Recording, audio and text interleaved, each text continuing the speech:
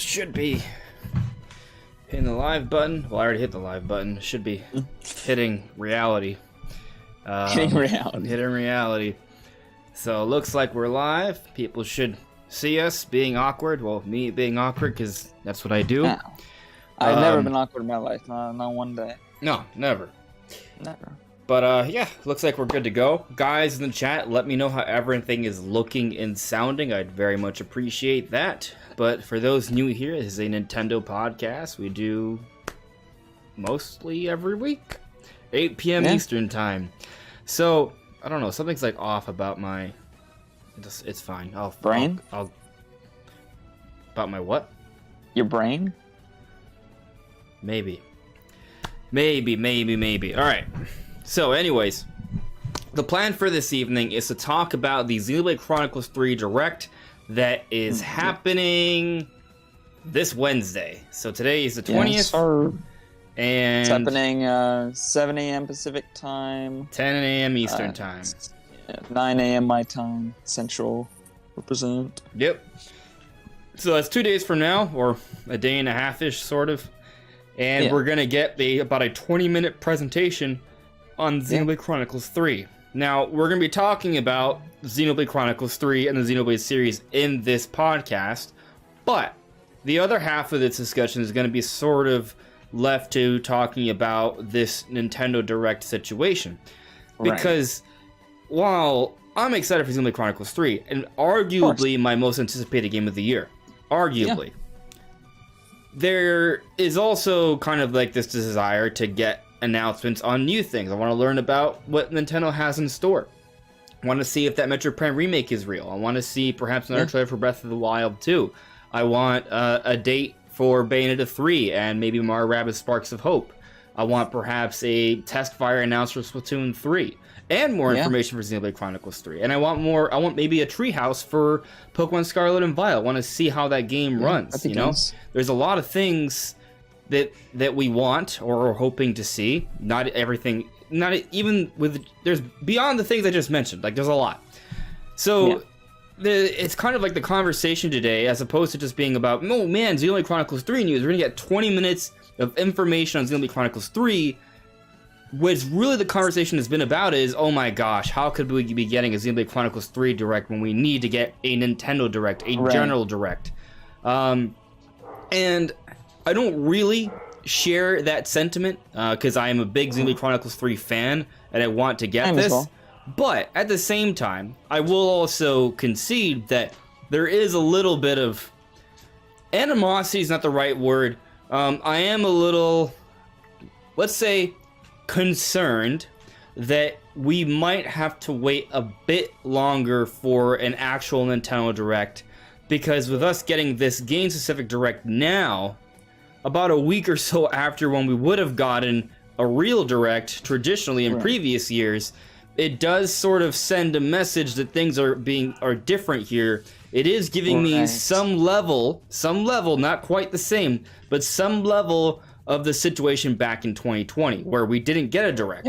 It's still different. We're going to talk about that today. There's a lot of differences there. Sure. We didn't get like anything back in 2020. And just to be clear, I'm not saying I don't think there's going to be an Nintendo Direct soon, like an actual general Direct. I'm not saying that.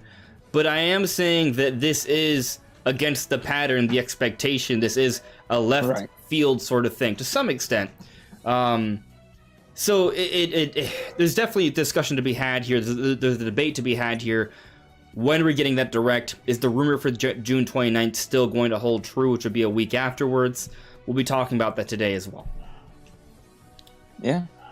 There's just so much to go over. It's so nuanced.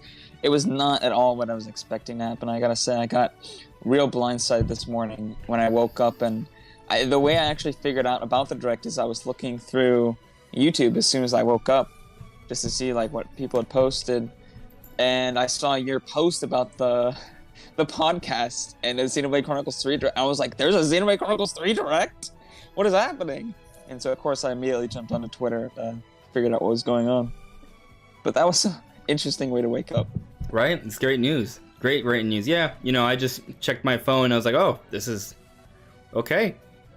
Like, no, I have no. So what happens is I get notifications, right? I have my notifications set up for Nintendo. So whenever Nintendo announces something on Twitter, I have a little notification. Most of the time, I don't care about set it. that up. It's usually just fluff. Yeah. But I'll see like the text, and I saw Xenoblade Chronicles 3 Direct. I'm like, oh man, clicks on it. Oh man, okay, this is happening.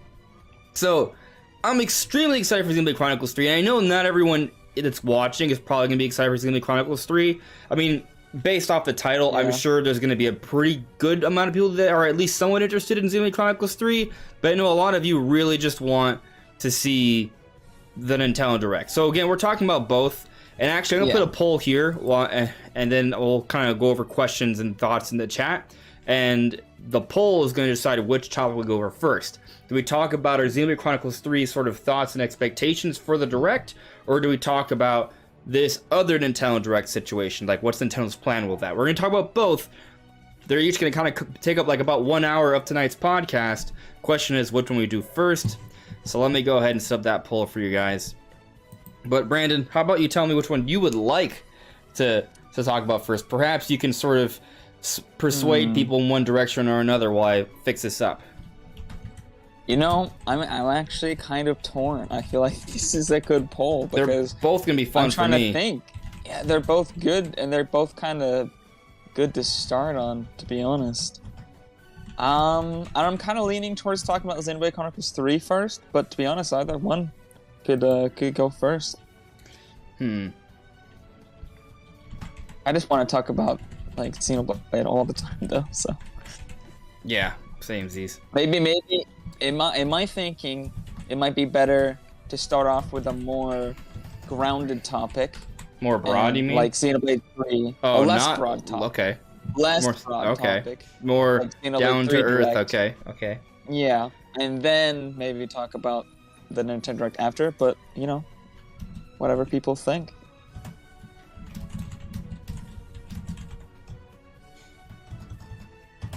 Okay. Hopefully I didn't have any spelling errors there. Alright, so I put the poll, guys. Make sure to like the discussion, please. That would help out so more people can see this and they can get involved in the poll to decide which topic we'll be covering first. Yeah, hit that share button, hit the like button. Be active in the chat. That really helps out the show. But let's check in. I'll have this poll kind of go up maybe for about 5-ish minutes. Sounds good. We'll see. 5-ish, 10-ish minutes. Kind of depends on how distracted I get by your questions and points in the chat. Depends on how good the questions are, yeah. Yeah, exactly. And then we'll sort of move forward from there. And I know, okay, I'm seeing here that Having Hope 5 told me that everything sounds great. Thank you very much, Having Hope 5. B. James, hello there. No General Direct now. We need to wait until September. You think we're going to have to wait until September for a General Direct? Okay. Interesting. Well, I mean, you know, typically I would disagree, but we're clearly in a situation where things aren't normal. So, you know, it's hard to say with certainty what exactly is going to happen. I mean, in truth, you can never say with 100% certainty of anything. We'll see. Team Sonic channel, Nintendo screwed up. Maybe not. Screwed up. Maybe not. Well, okay, so I'm assuming what Team Sonic channel is referring to is that there is a bit of vitriol, there is a bit of hostility right now, because people want a General Direct. We're kind of starved. We're past the point of when we would normally have gone on a Direct compared to all previous years, save for the pandemic year. Yeah. And yes, the pandemic is still a situation we're dealing with, but we're kind of past the point of this news cycle being impacted by it, really, not to a significant degree. So this situation, at this point, you kind of know the impacts of what COVID is. It's not a surprise. We should have been able to get a Direct by this time. Nintendo, for whatever reason, hasn't held it yet. Now, E3 was canceled, right? So because they're not being held to that E3 sort of scheduling, they are obviously doing things in a different way, right? But going back to Team Sonic Channel's point about Nintendo screwing up, they're doing things their own way. We don't like it, but that has happened many times. Nintendo does this a lot. This isn't something new from Nintendo where they do something that we don't think is necessarily smart or awesome for us, and things work out splendidly for them. So, you know. We have no idea what they're planning after this. The 29th rumor could still be true. Like, what if that's the case? And they just have a direct, and they just wanted to get Xenoblade out of the way because it's one of the biggest games, and they didn't want to, like... They had already announced it. They didn't want to detail it in the direct. They did a direct before because it's coming out next month. You don't know. I don't know. So I'm not going to say that they messed up before I even know what's happening. It's like, I don't know the plans. Yeah. I will say that I know I'm trying to remember where. I'm sorry I didn't get a chance to look it up. But I do have something pulled up here, but it's not the original thing he said. But Jeff Grubb at one point heard and he didn't want to like report it necessarily, but he brought it up in a podcast that, and I'm paraphrasing here and perhaps missing details, so please take it with a grain of salt. But he said something along the lines of that he heard that there was going to be a sort of a series of smaller shows during this time. I do remember this, actually. Yeah.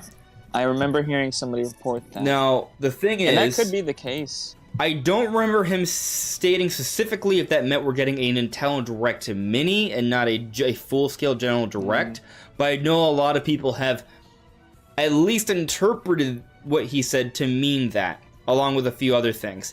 And I didn't like the sound of that when I heard it, and at the time when he initially said it, he also said he wasn't certain on it because it wasn't, he didn't have enough information backing at the time.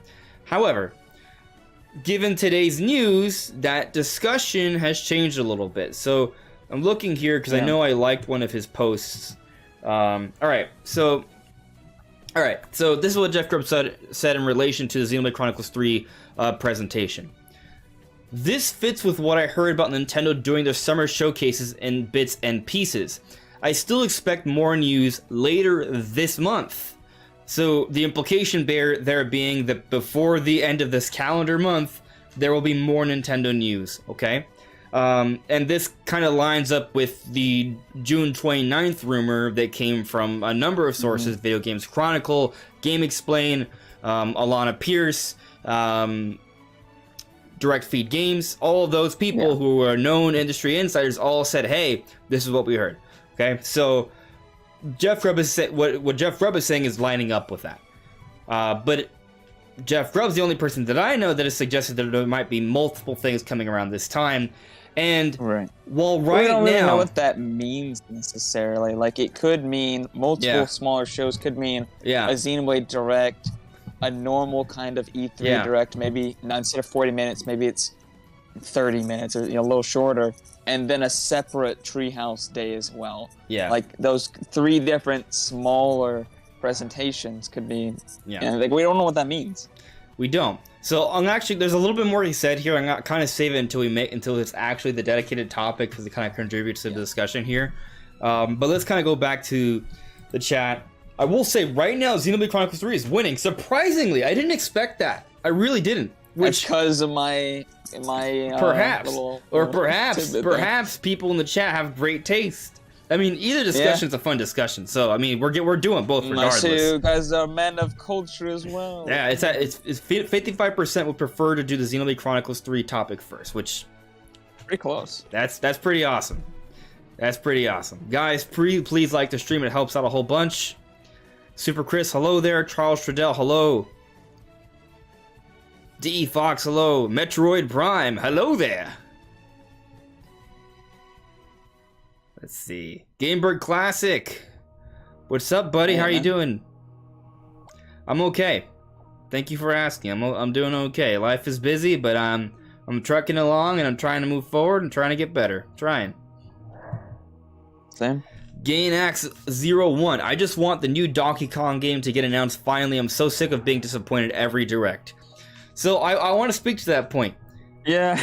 Now, I told people last year that we had basically no information on it, and I didn't think it was super likely, and I was yeah. Right. So I don't have any reason to disbelieve that Donkey Kong will come, but I think the point needs to be made that we know that some of these things take a long time.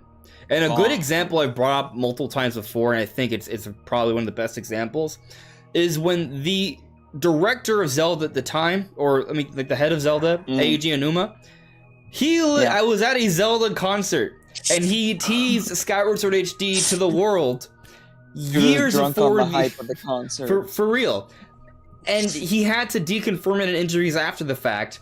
But a few years later, like it was like at least 3 years later, if I'm not mistaken, Skyward Sword HD actually was announced and it released. And Skyward Sword HD, I think it's actually a solid remaster because they added, dual analog controls, they added improved Joy-Con controls, better visuals. 60 FPS is big. 60 frames per second, that should not be slept on. The ability to move around the camera in 3D, which is also something that wasn't available. Like there is some nice little quality of life changes they did that I thought were pretty good. But ultimately the point I'm trying to make here is that it wasn't something that had a long development cycle with a large team. No.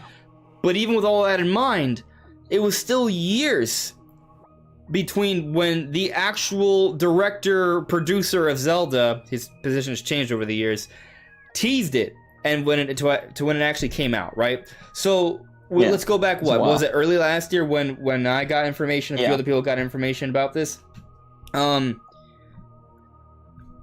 I believe the Donkey Kong thing is real. Not I don't like pretending to be an industry insider because I'm not, but occasionally some people I trust might tell me something, right? Very, very occasionally. I feel like I try to be pretty transparent about that. Most of what I talk about is just based off public information, right? But there's a lot of people who are industry insiders who have talked about this, and I myself have heard a few things from people I trust as well, and I do think this is real. I do think Donkey Kong is a real thing. And I've talked about it before, how you look how at the known public information, there are the signs, right? The next expansion to the Nintendo park is what? A Donkey Kong park. They hired Seth Rogen to be the voice actor for Donkey Kong in the Mario movie. That's a pretty substantial thing. And there are other voice actors from the Donkey Kong world, at least Cranky Kong is also in the Mario movie, not just Donkey Kong.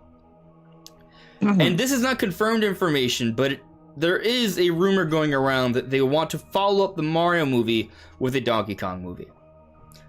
Given all of that, it's not too much of a stretch to think that they may also have a Donkey Kong game in the works. They haven't made one since... When did Tropical Freeze come out? Like 2013, 2014? Yeah. Retro, that was the last brand new original game that came out from Retro Studios. Crazy. They released it in 2018. Crazy. But that's pretty much all they've done since. Yeah. And we know they're working on Metroid Prime 4 and supposedly Prime Remake as well. So, but yeah. The ultimate point here is that I think the Donkey Kong thing is a legitimate thing. So I don't think you should be worried on that end. I think you never really know though, right? Could be canceled. Just could keep be it as leak bait bait in the back of your mind. If it comes up in a direct, be happy, but don't be expecting it every direct. Right. Because we don't even know what it is. We don't even know if it's a 3D game or a 2D game or what. And apparently nobody's actually seen the game. We just know it exists. Promotional material is what's been seen, supposedly. The game itself has not actually been seen. Yeah. So. Yeah, it's kind of to Brandon's point about it's all perspective, right? Like, when I go into a direct, are there things I want to see that I'm sort of hoping we see? Absolutely. But oftentimes, once a direct comes, there are things I want to see that won't be there, right? Yeah. But there are other things that I expected to see that turned out to be there, and those are things that are nice. But usually it's the things I didn't expect that get me the most excited. But I think in order to be in that position, you have to kind of have an open mind. You have to be, I don't want to say be prepared for disappointment, but be flexible in what's to come, right? Don't be so stern in what you need to happen at this point in time. To Brandon's point, the Donkey Kong thing, eventually there will be a new Donkey Kong game. There will be a new Donkey Kong game. When? We don't know. But in the meanwhile, maybe just focus on the other cool things. For example, Xenoblade Chronicles 3, which are getting a massive direct for in less than 2 days. So, just our many pennies on that little thing right there. So I'm gonna focus on the ads, and then I'm gonna go to the poll. So, guys, the poll's ending soon. So, you're running out of time. I'm going to close it out soon, but I see Xenoblade Chronicles 3 is winning by 8%. That is substantial. That is substantial. That is a bigger difference than some presidencies. So, when it comes to the election. So, that's pretty big. True. Giancarlo, with E3 canceled, Nintendo felt no obligation to do an E3 Direct. I think that definitely has something to do with it. And we talked about this beforehand, but we still had a hope that they would still sort of hold to it due to third-party relations and things of that nature. Yeah. And actually, I don't want to talk too much about this until we have the dedicated topic, but I will say that those people who have suggested that maybe we get a Direct Mini next week, I think, while I don't want that to be the case, and I think there's a chance it isn't the case, there's also a chance it is the case that we get a Direct Mini next week. And that Direct Mini is more focused on third-party stuff. Because they do need to get certain announcements out to satisfy agreements with third-party partners. That might be the case. It would be very much like 2020 where they had those Direct Mini partner showcases purely to announce third-party stuff because they had initial agreements beforehand. They need to make good on those. So that could be the case, but we'll get more to it. We'll get more into it later. What? Yeah, I can't even say anything about that because it spawned the topic. So yeah, we'll hold off on it because I know we'll tangent significantly there. Yeah. Gamebird Classic Academy. The big direct is still coming, I think. Nintendo is so unpredictable sometimes. The July showcase wouldn't surprise me. July? Okay. We're not far from July. Fine. We are not. We are not far off. Sunny Shields VO. Xenoblade is resident sleeper. I think, if I'm not mistaken what you're saying, because I'm not familiar with that phrasing, I'm assuming you mean that Xenoblade Chronicles 3 is being slept on. Sleeper title? Yeah, it's going to surprise you as to how good it is. Sleeper thing unusual is because like you ever heard of like a sleeper car? There'd be like cars that look like old or beat up or like not very fast, but they'll have like a really kitted out engine. It's like sleeper titles are like essentially what you're saying, like titles that are being slept on that people don't think are like that great, but they're secretly like the best titles that company makes. Yeah, like for example, TMNT has come out and apparently it's having raving reviews. And I think people were hoping it was gonna be good, but it's turning out to be better than expected.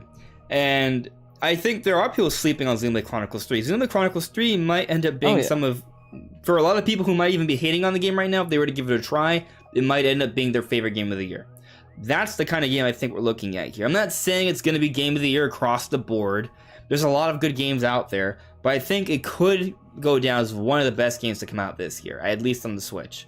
So, keep an open mind.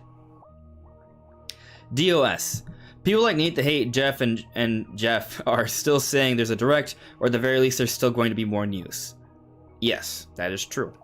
That is absolutely true. I definitely think there will be more news in some form throughout, at least in July. Yeah. But of course we'll talk about that more in a second. Yeah. Well, maybe not a second. Not a second, but yeah. Well, it depends on the poll, I guess. Soon. Giancarlo. It seems Nintendo is doing game-specific directs for its major releases. Yeah, so I mean, with the Xenoblade Chronicles 3 direct, maybe we get a Splatoon direct as well. Splatoon 3. Maybe. I feel like Splatoon doesn't need a direct as much as Xenoblade does, because they can show off a lot of gameplay stuff for Xenoblade. Whereas there's, I don't know. Well, they could. I'll say that for Xenoblade Chronicles 3, they may want to sort of explain the combat like this. Splatoon 3 is Splatoon's a more understood series than Xenoblade is, so I kind of understand your perspective, but also there could be a lot of new things, a lot of new modes, mechanics, items, things that they want to do in Splatoon 3. So, I mean, they could still do it. Nintendo plan right now is to do a bunch of game-specific directs. I think that they're doing this one game-specific direct, and that's the only game-specific direct they'll do maybe even for the whole year. Well, I don't know. I'm not convinced on that, but maybe. Alright, I'm just focusing on the ads for now because we're going to move on soon. The Megaton Menace. Pyra or Mithra? I love both. I love both, but who do I use more in Smash Brothers? I use Pyra more because I prefer heavy characters. And I also picked Pyra in my adventure in Xenoblade Chronicles 2. Yeah, when I was given the choice. But I love both, so, I like Pyra's character more than Mithra. I don't know. You really? I thought you were gonna That's say. like I the thought personality you were gonna one. pick Mithra. Really? Why? I don't know. I don't know. I guess there's just certain things I just assume you'd pick something different from me. I don't know. Mithra is. I'm not super big on people who have like a super in-your-face attitude. I see. I like people more chill, and Pyra's more chill. Pyra's very doting. Yeah. Yeah. Which I can give her. And she can also cook. I can pick it or leave that part. Red's my favorite color, so I'm biased. Red is your favorite color. So my blue's my favorite color, but Mithra's not really blue. No, she's like white and yellow. Gold. Yeah. They're both cool, but I picked Pyra. I should just like that did not need to be a topic. Like that could have been just Pyra. There, move on. But we have to talk about every little detail. Charles Trudell added me. If Nintendo does only a mini next week, does it mean Nintendo may be done with the internet in general? No. What? Wait. What did he just say? If they do a mini, Nintendo's done with the internet? What does that mean? Yeah, I think what it means is Nintendo just saying, you know what, internet community, we know you wanted a general direct, so we're gonna give you a mini just to really bother and spite you. Why would they do that? I mean, the honest answer is I really doubt it. But the other potential interpretation is maybe Charles is suggesting that General Directs won't happen again. That's not. I'm assuming that it was the initial thing, but if it's the other one, God, it's 2020 all over again. No, but people are trying to say that Directs will never happen. Yeah, some people might be thinking that. I think what Charles is suggesting is just Nintendo being done with the internet. But regardless, I don't think either thing is happening. I think Nintendo General Directs are still going to be a thing. They're still going to come. To be hilarious, just Nintendo is done with the internet. They are done with the Something internet. about that. There you go. Joycey J. Splatoon 3 and Zelda are 10 million plus sellers. People shouldn't worry because we know they're coming. It's Bayonetta 3 I'm concerned over. Plus, Xenoblade needs the love. Xenoblade does need the love. True. Bayonetta 3 I want to learn more about. That's the kind of game that I think needs to be talked about in a Nintendo Direct. I've only seen the one soon. trailer. Yeah, for sure.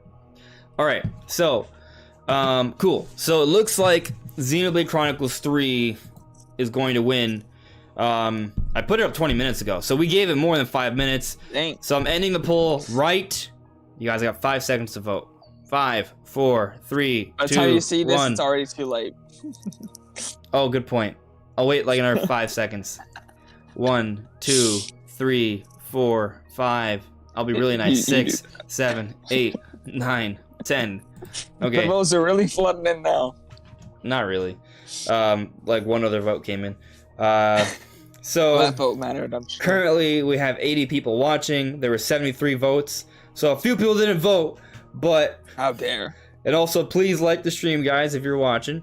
But, anyway, at 42%, the topic of a general direct, so that's the loser. But with an advantage of 15%, putting it at 57. Xenoblade Chronicles 3. You guys want to talk about that now. So, we are talking about it now, okay? We'll talk about all the Nintendo Direct plans and things of that nature in about an hour. We're going to focus on Xenoblade Chronicles 3 right now. So, this presentation's going to be about 20 minutes long, and it's happening this Wednesday. So, what are you sort of thinking, Brandon? What do you think we're going to learn from this?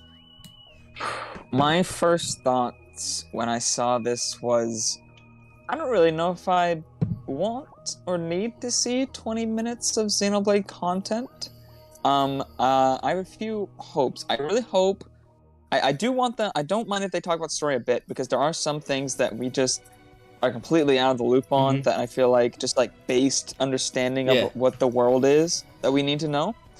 But I really don't want them to go and just explain like, oh, yep, that's definitely Melia, and this is how it happened, and like just tell us like every little plot detail. You know, like I don't want like actual spoilers.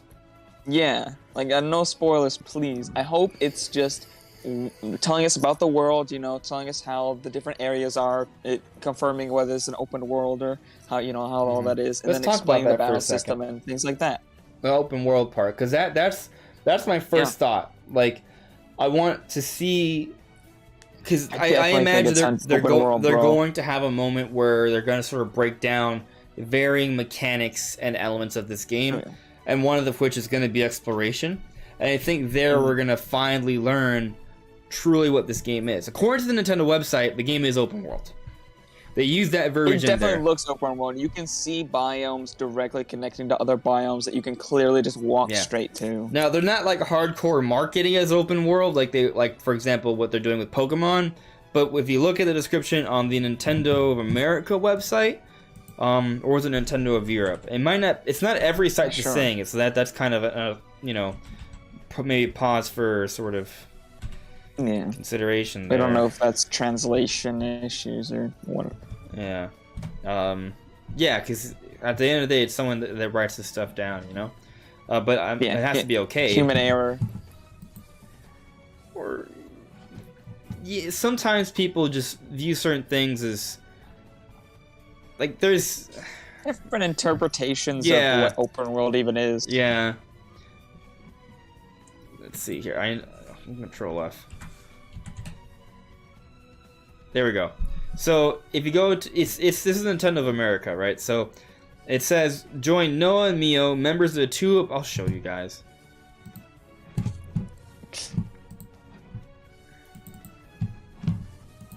Give me a second. All right, it should be popping up now. You guys see it? You guys should be able to see it.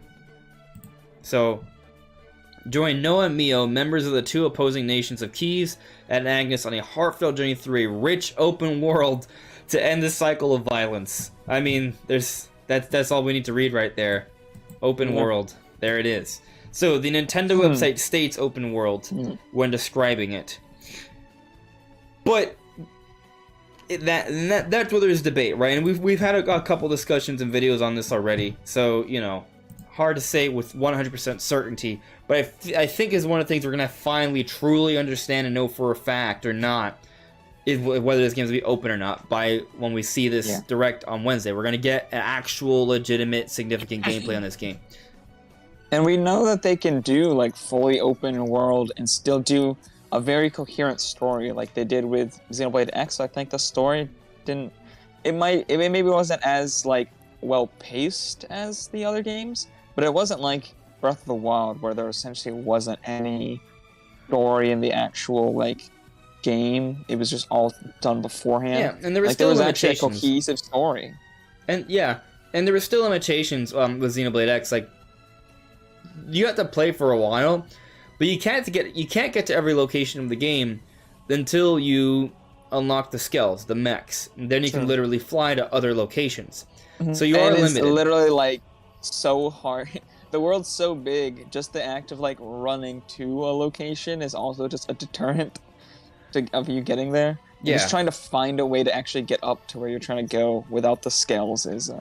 so how I envision really they might handle it, if it is open world truly, is that it's going to be open, and you'll be able to go to most places from early on, but there will be elements missing based on the story. Like, for example, there may be certain characters or enemies that may not appear in an area if you're not at that point in the story yet. Right. And there will be simply locations that you will not be able to reach early on, that you will require some sort of field skill or some sort of event that will cause some sort of change in the environment. I really hope they don't bring back field skills. Those were the worst. We already know they're coming back. We have evidence of them. They might be treated a little bit differently, but they are coming back.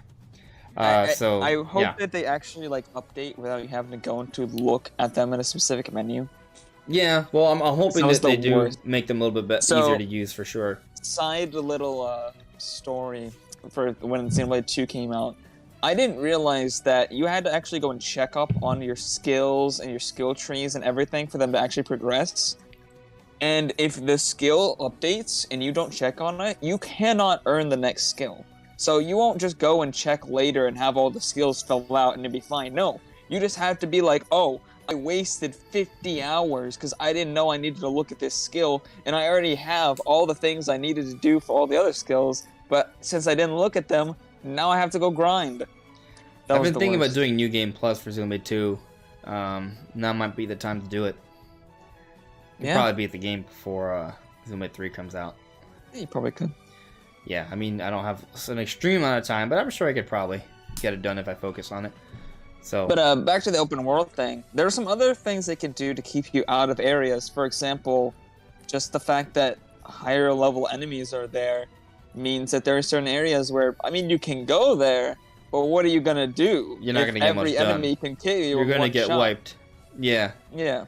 Well, I guess the implication by that, though, is that if that's what they do to sort of stop you from going to certain locations, does that perhaps suggest potential sequence breaking? Because if you're good enough, or you find some sort of, like, you know, loophole in the system or mechanics to kind of kill a strong enemy or get through, can you then progress the story and just, like, jump over a couple chapters? I assume that the story, like, triggers just won't be active. Like you said, like, there won't be certain characters and stuff. So, like, it would be what you said, but also I think there will be other measures just, like, keep you out of the area in general. I don't think you can be like, I managed to beat this boss that's 20 levels ahead of me, or I grinded for 50 hours and I just sequence break the whole game. I don't think that's going to be possible. Yeah. It would be interesting, but I don't think that they can make a cohesive story if that was the thing. Yeah. We're gonna see. We're gonna learn. I will say that we have seen some footage of them using a boat, which is a form of transportation. Vehicles is a big thing, because that's another thing that I definitely, when I saw vehicles, I was like, oh, it's open world. Yeah. They didn't have vehicles in any of the games. Xenoblade 1, Xenoblade 2, only X, because it was open world and it was freaking huge. Needed transportation. And we saw all kinds of transportation stuff. We saw the grinding on those, like, lines across these, like, islands. At the very least, it's a bigger world. Yeah. It's a definitely bigger seems world. like it's big enough for them to think that they need vehicles and other methods of getting around much faster. It's a much bigger world. That much seems to be the case based on what we've seen so far. And in this direct, I think we're going to get a fuller understanding of what that's going to entail. Yeah. But, you know, going beyond that, what else do you sort of think we could see from the direct? I'm trying to... I think there is a lot of things for the battle mechanics that we still don't know. I'm trying to remember, because we were looking at it. Yeah, did we do that in a dedicated video? Yeah, we had a combat analysis discussion. Yeah, we did. And there were definitely a lot of questions that we had. I'm trying to remember what they were specifically, because it's been a while. But yeah, I know. Man, I need a refresher on what we were talking about. But there's definitely different gameplay things we were. Art that's sort of left over. Something tells me no, because it was all in video form, so I didn't really take too much screenshots. Well, I have one image here. Oh, there's a couple images I have actually. Just pulling them up. See, well, this doesn't tell me much. Do you have a picture of, like, the UI? I do. I don't know how I'm gonna share it with you, but yeah, I can just mention it. Oh yeah, you can just talk about what's on screen. I could just talk about it. I'll send it to you on Twitter though, just so you know what I'm referring to. Okay. Cool. And then you guys will I'll probably see my face disappear for a second, but I'll be back. Yeah, and hold on, I did want to leave the space. Well, I guess I could still do both here. Okay, under documents? I'm trying to remember where I put it. Yeah. You don't have it under the pictures folder? We good. Use a drag system. I just have like 3 different folders with images. There you go. Yeah, usually mine was spread over like pictures, documents. There you go. I'm gonna put it on the stream so you guys can see the image as well. So fret not. That way you guys see what we're alluding to here. There. Yeah, oh, it's the interlink. That's the word I was trying to remember. Yeah, the interlink is like don't even know how that works. And the tactics bar, like, what is that? Fusion, I remember now. Yes. Yeah. So there are different things like the interlink. I really want to know how that works. I want to learn because about. we found out that like they can interlink with each other and make those like The- bigger like forms that they have. There's a name for But, like, it how that's does that slipping in work? my mind. Yeah. The I want. I just don't. Ouroboros? Ouroboros, Ouroboros? something like that. Yeah, Ouroboros. yeah, something like The that. Ouroboros, yeah. Yeah. So that's the fusions. Like how do you build up to that? Because there is that interlink meter with the level to your point. But also there are some attack symbols that have like squares or rhombuses as opposed to circles. Yeah. Like what's the difference, Like, right? what's up with I've that? seen characters with both or one or the other. Like what's the difference between them? Because for this one, for Noah, it seems like he has a whole bunch of sword symbols, but it doesn't have to be a sword symbol. Like there's different types. So we're gonna probably learn more about that, like the different sort of like bun combinations, the different sort of symbols, and Yeah. like they're probably gonna explain the combat system to some extent here. Probably not I'm every sure little they'll detail or nuance, explain but it a there's gonna lot. be like at least somewhat of a tutorial here, I bet. They may also show off tactics, like what happens when you Yeah. press ZL. So I we're don't gonna know learn what a that little is. bit about the combat system here, more than we already know now. And that's something I'm definitely looking forward to because, I mean, the combat is like one of the biggest deals in the Xenoblade series. They're usually pretty deep. And how they're going to follow up with Xenoblade 2, I'm very curious on. Because Xenoblade 2 had a really good combat system, but it was also very complex. And the game didn't do a good job of telling you how to do everything. If you didn't use the internet to figure it out, you probably weren't going to figure it out. So, yeah, that was not the best thing from Xenoblade Chronicles 2. We're hoping here they do a better job sort of showing you everything. Xenoblade 1 didn't have that much of an issue, in part because it was not nearly as complex. Yeah. But, yeah, there's definitely a lot to sort of show in how they present it and how, I guess, intuitive the system is. Like, that's a big deal. We're going to learn more about that on Wednesday. Yeah. So there's a lot there. And yeah, we're gonna learn more about story. Like that's happening. Yeah. There are some things I want to know about the story. Like, obviously, like when in the timeline is this set? I'd like to know. I do think it is my personal theory, and I'm pretty sure it's backed up by some facts and just kind of logic.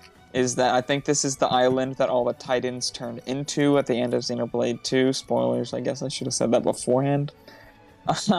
But I think that's that island. I think that is the game world that we are playing on. With also, I think that there's other things that have happened. Obviously, we see like things from the Xenoblade 1 world, so it seems like the two worlds have collided. But I think the base of the world is that landform from Xenoblade 2.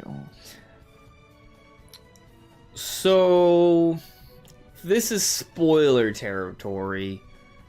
Yeah. I forget that not everybody has played Xenoblade 2. I'm sorry, my friends. No, what I'm gonna say is like actual spoiler territory. So I guess I don't really want to speak on it too much, but I'll say that I think that perhaps there could be some freedom to that idea, because there's some suggestions that could be like the original world. I'm like speaking vaguely because I don't want to spoil too much. But on the flip side, I mean, there's basically two different universes, right? Like that's not a secret. So that's not a secret. And there's this portal stuff that's appearing in Future Connected, kind of teasing that there's going to be some sort of interdimensional warping or mingling. We even saw that before Future Connected in the DLC. Honestly, my opinion is that you remember that? True, because they were fighting the same domain. It's an entirely separate domain between both. You got worlds, to play as Shulk. They actually came through a portal. My theory is that it's a new world. Okay. Well, it's new and not. It's just both worlds merged. So both worlds fundamentally change because they become one. If that makes sense. That could be it. I mean, regardless, they'll both have... I don't think that's very far off of what I was saying. Like, to be fair. it's just, I mean, it's clear from what we've seen. There are elements, like, not when I say elements, I mean literal, like, mountain-sized, or not even mountain-sized, continental-sized objects from both worlds connecting each other. So, you know, it is literally a combination of both. So, you know, what's like the original thing? To your point, maybe is it the initial landmass? I'm just saying, like, looking over the world, we see different places from the first one, but obviously there's nothing recognizable. So it could be either a brand new location with things from 2 and 1 in it, or it could be that new landmass we never actually saw what it looks like at the end of 2. It could be that landmass, and then everything from 1 and 2 are just merged together. Yeah, maybe.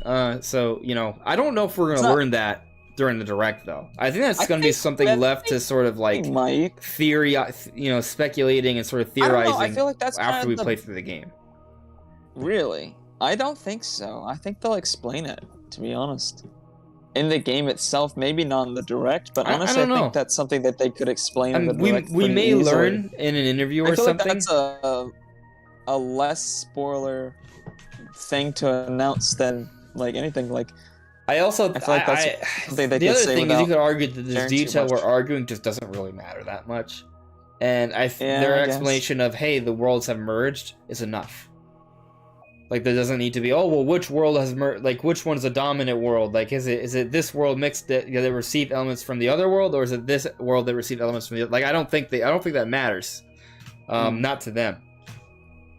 So where it starts, it's clearly not the first world that's. I guess what I'm trying to sort of figure out. Do you want to maybe see like a cutscene in the game that literally shows like the world becoming what it is?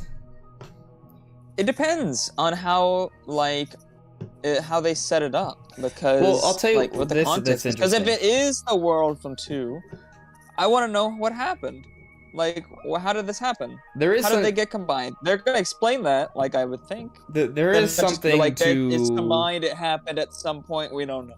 It does happen in each game, though. We do see there are cutscenes that show how the world became the way it was to some extent. Yeah. Right?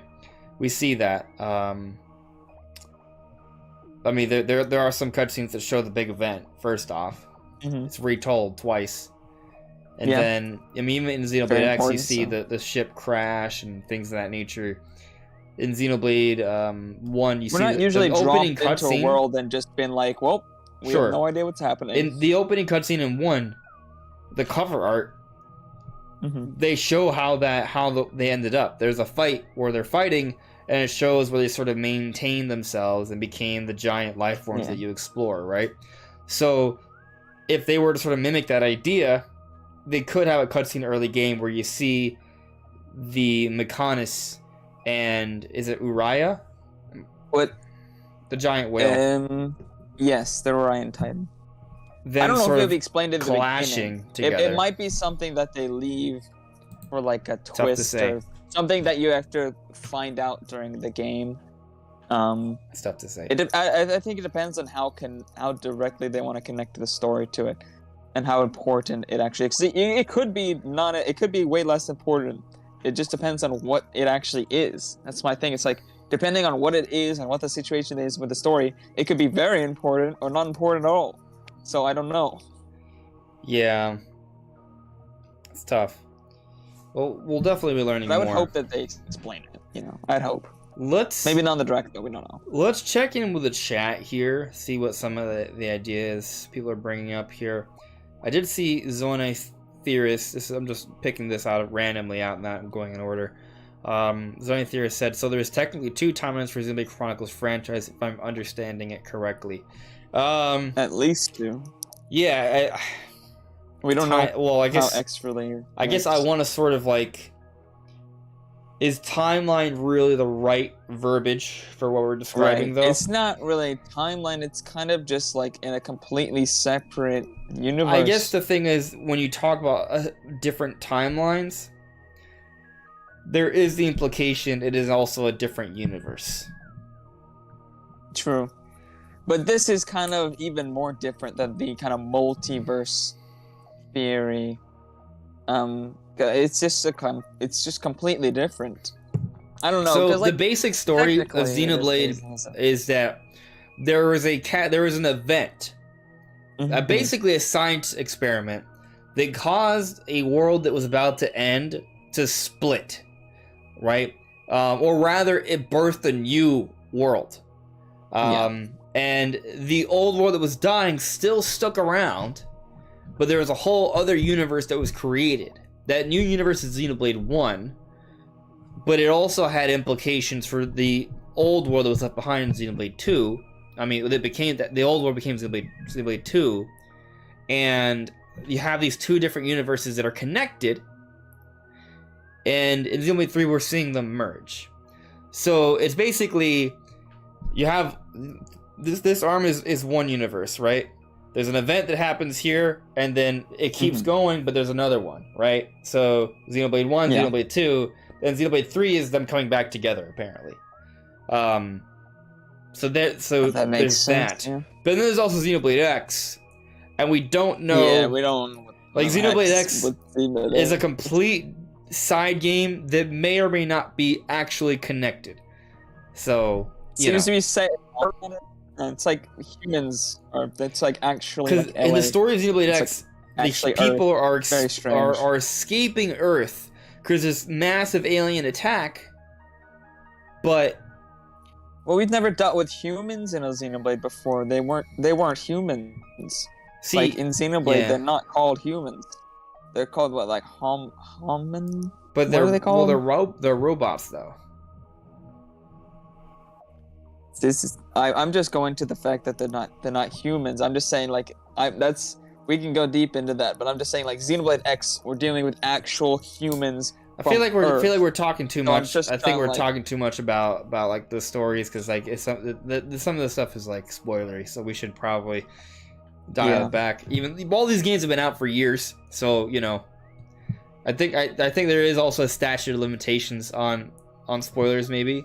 Like, Xenoblade 2 has been out for almost 5 years. Xenoblade 1's been out for, I feel like well over a decade. On spoilers is like 15 to 20 years. There's got to be like, hey, in Ocarina of Time, Ganondorf doesn't die. Oh, wow. Dampy dies, though. Dampy dies in Ocarina of Time. Yeah, it's very sad. Very sad. Anyway, let's look through the chat here.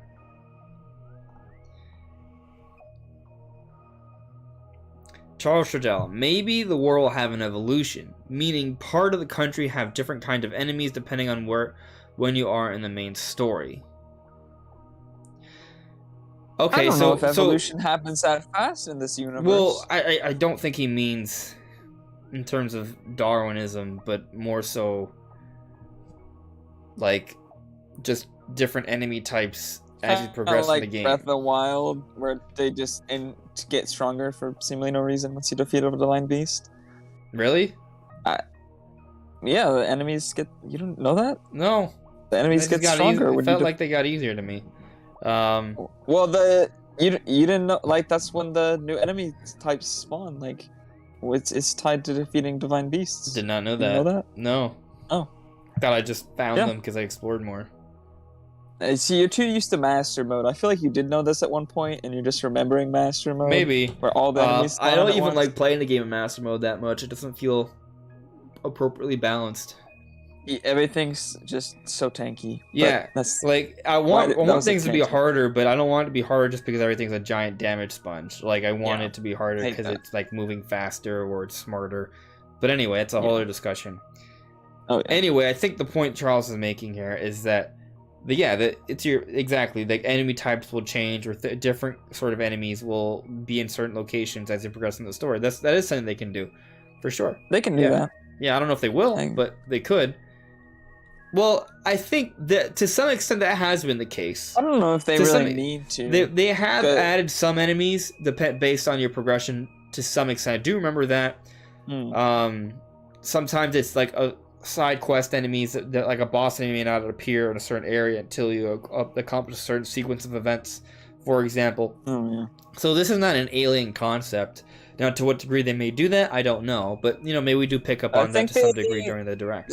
I'm not sure if they really need to do this that much, because, like, in Breath of the Wild, it's a different kind of open world. It's an open air game where you're meant to go everywhere at any time and do literally anything at any point. And even if Xenoblade is open world, I doubt that will be the main focus of it being open world. I don't think it's going to be like X. This is a sidebar, but I'm seeing here that Justin Bowman is saying that the circle arts recharge over time like Xenoblade 1, but the square arts recharge with auto attacks like Xenoblade 2. If that's the case, that's pretty cool, and that does make sense. And you just kind of bring in both elements from the games. That's neat. I like that. So there's different types of arts with different sort of recharge. That'd be good. Strategies. That's actually. I like that. That's actually interesting because you can have some. I feel like it'd be good for, because in the first game, my biggest issue with the first game's battle system is every single one of them you have to wait. So a lot of your arts will just charge at the same time. So you're just kind of sitting there waiting for long periods of time for your art to charge. Whereas the second one was completely reliant on you doing auto attacks, which also meant you had to stand still and do auto attacks to charge your stuff. But this, you can be moving around and having the timer ones charge, and then doing those while you're doing those, and then do auto attacks to charge your other ones. I don't know. I like the fact that they blend both of them. I feel like you always might have something to do more often. I'm not sure. But at least you won't have the issue in the first game where you're just kind of like waiting around. I think last time we like took a deep dive into looking at the combat, we sort of concluded that it felt faster. And an issue with Xenoblade 2 I do hope is that early on it took a long time to sort of get going because you would have to charge up your attacks. So I think I'm hoping that that's kind of not going to be too much of an issue. I feel like we saw evidence to suggest it wasn't. I just don't remember. Going back to the image to look at it for a second. Because I'm curious. Okay, no, they're showing like level 30. I wanted to see if they would show like an early level, just see like what different skills are actually available from the beginning of the game. Because I feel like the problem with 2 is the battle system was complicated, but at the beginning it was actually too simple. To the point where it was boring as hell to play at the beginning. Like the battle system just is not waiting fun for the crab at to first. die. Because like you have like 1 or 2 arts. I mean, it didn't bother me at first because it was just kind of like the new game freshness. Like I was just like, oh, cool with Xenoblade. Like, oh man, it's in HD. This is epic. And then once you get used to that, it's like, hey. Yeah, but you don't even unlock like chain attacks till like the 3rd chapter or something. Little by little, they add more and more mechanics. Yeah, I feel like it was a little too slow on adding mechanics sometimes. In the second one. But we don't know. I was hoping to see a little glimpse of what the early game arts might be, but no.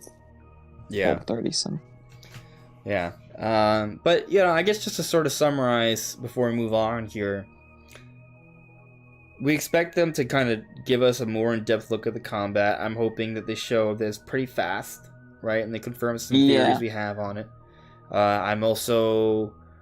We definitely want to learn more about the Ouroboros and the interlinking, how that all works, right? And it's all goes hand in hand with the combat.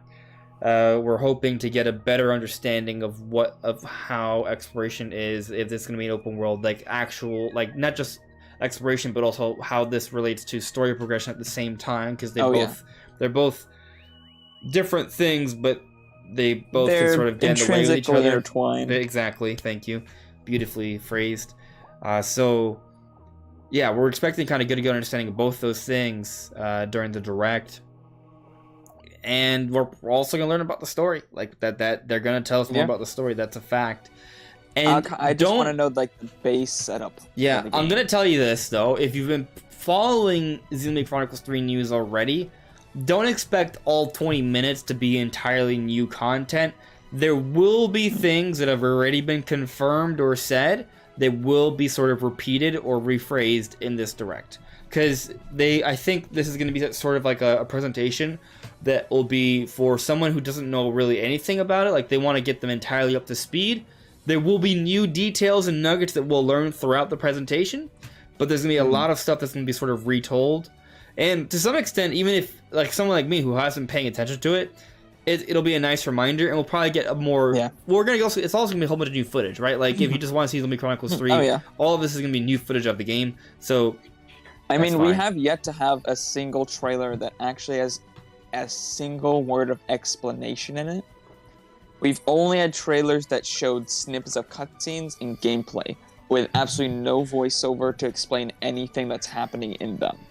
So there will definitely they're gonna be show, things there's going gonna over, be a literal. But that technically that will be the first time they actually talked about it. I think there will be a literal tutorial of the combat, like a mini version, but there will be like a mini tutorial of the combat system. There will be like an explanation of the world and how you explore it, and there will be like some footage that'll be dedicated to just straight up telling us the story.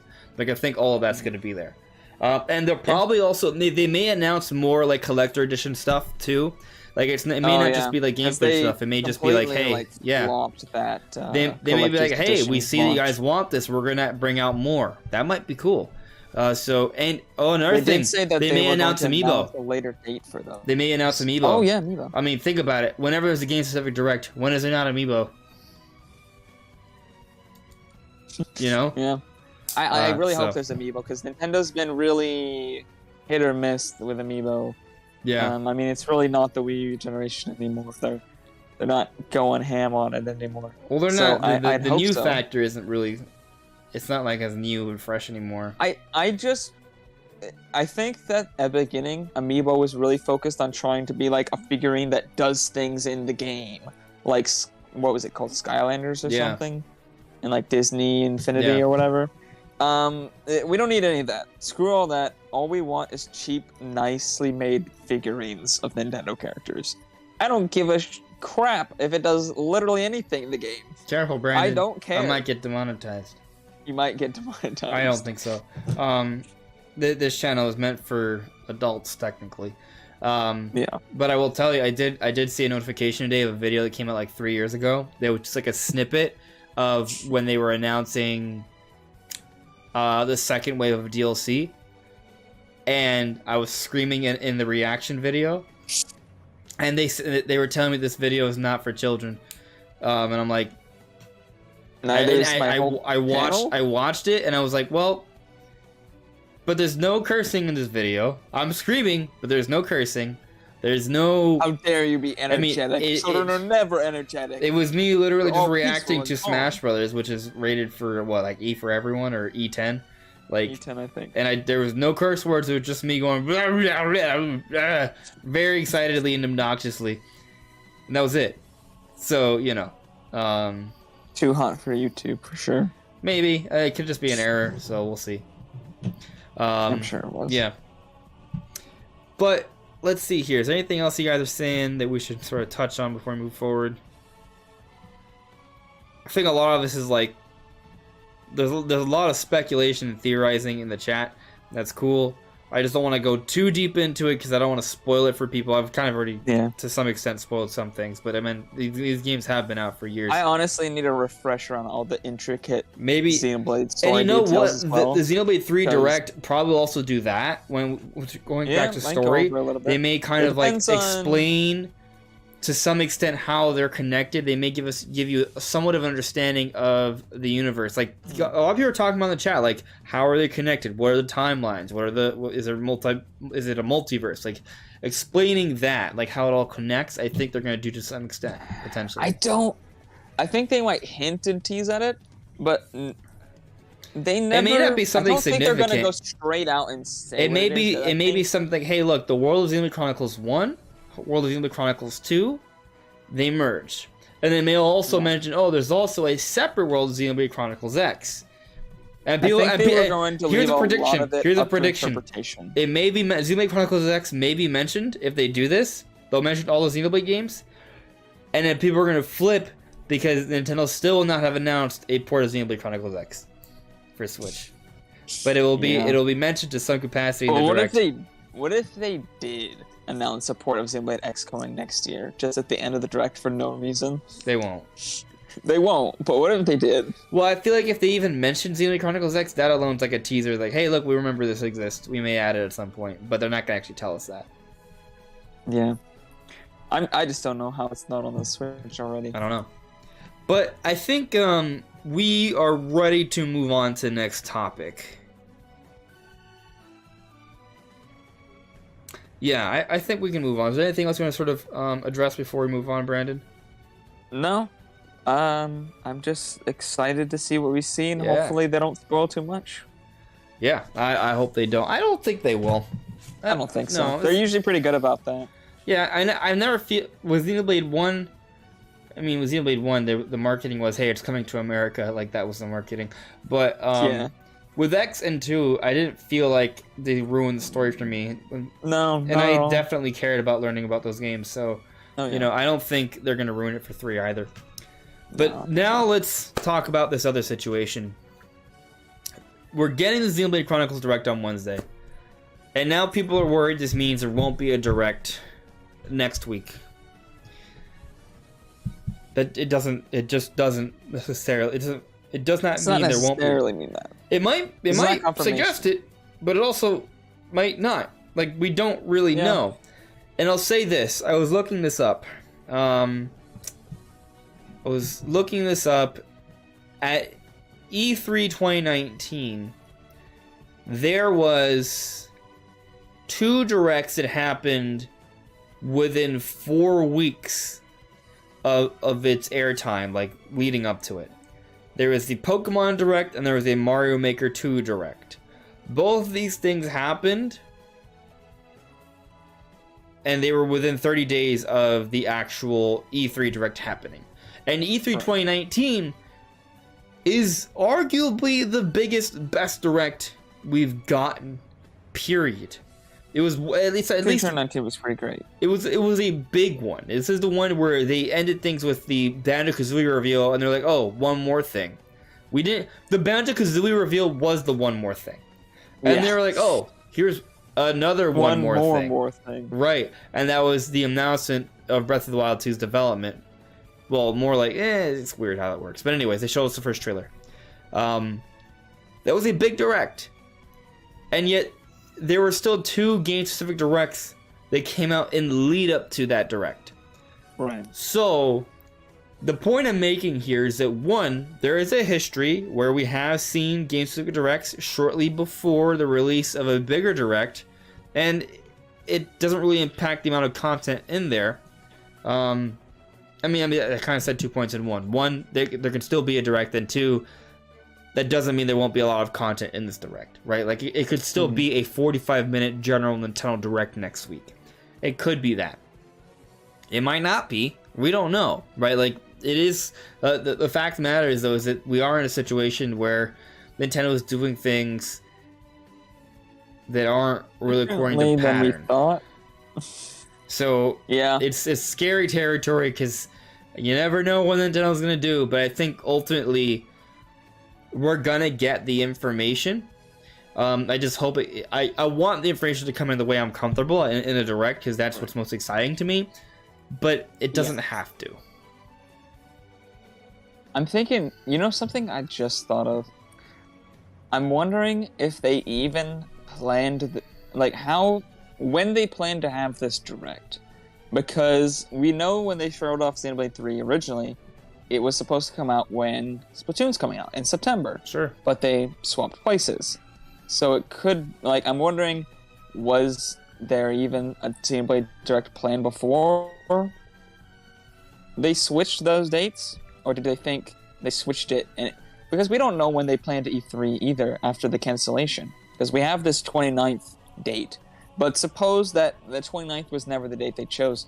Maybe they always planned to have it sometime early in July. But they thought, well, that's way too close to Xenoblade 3's release. We need a Xenoblade Direct.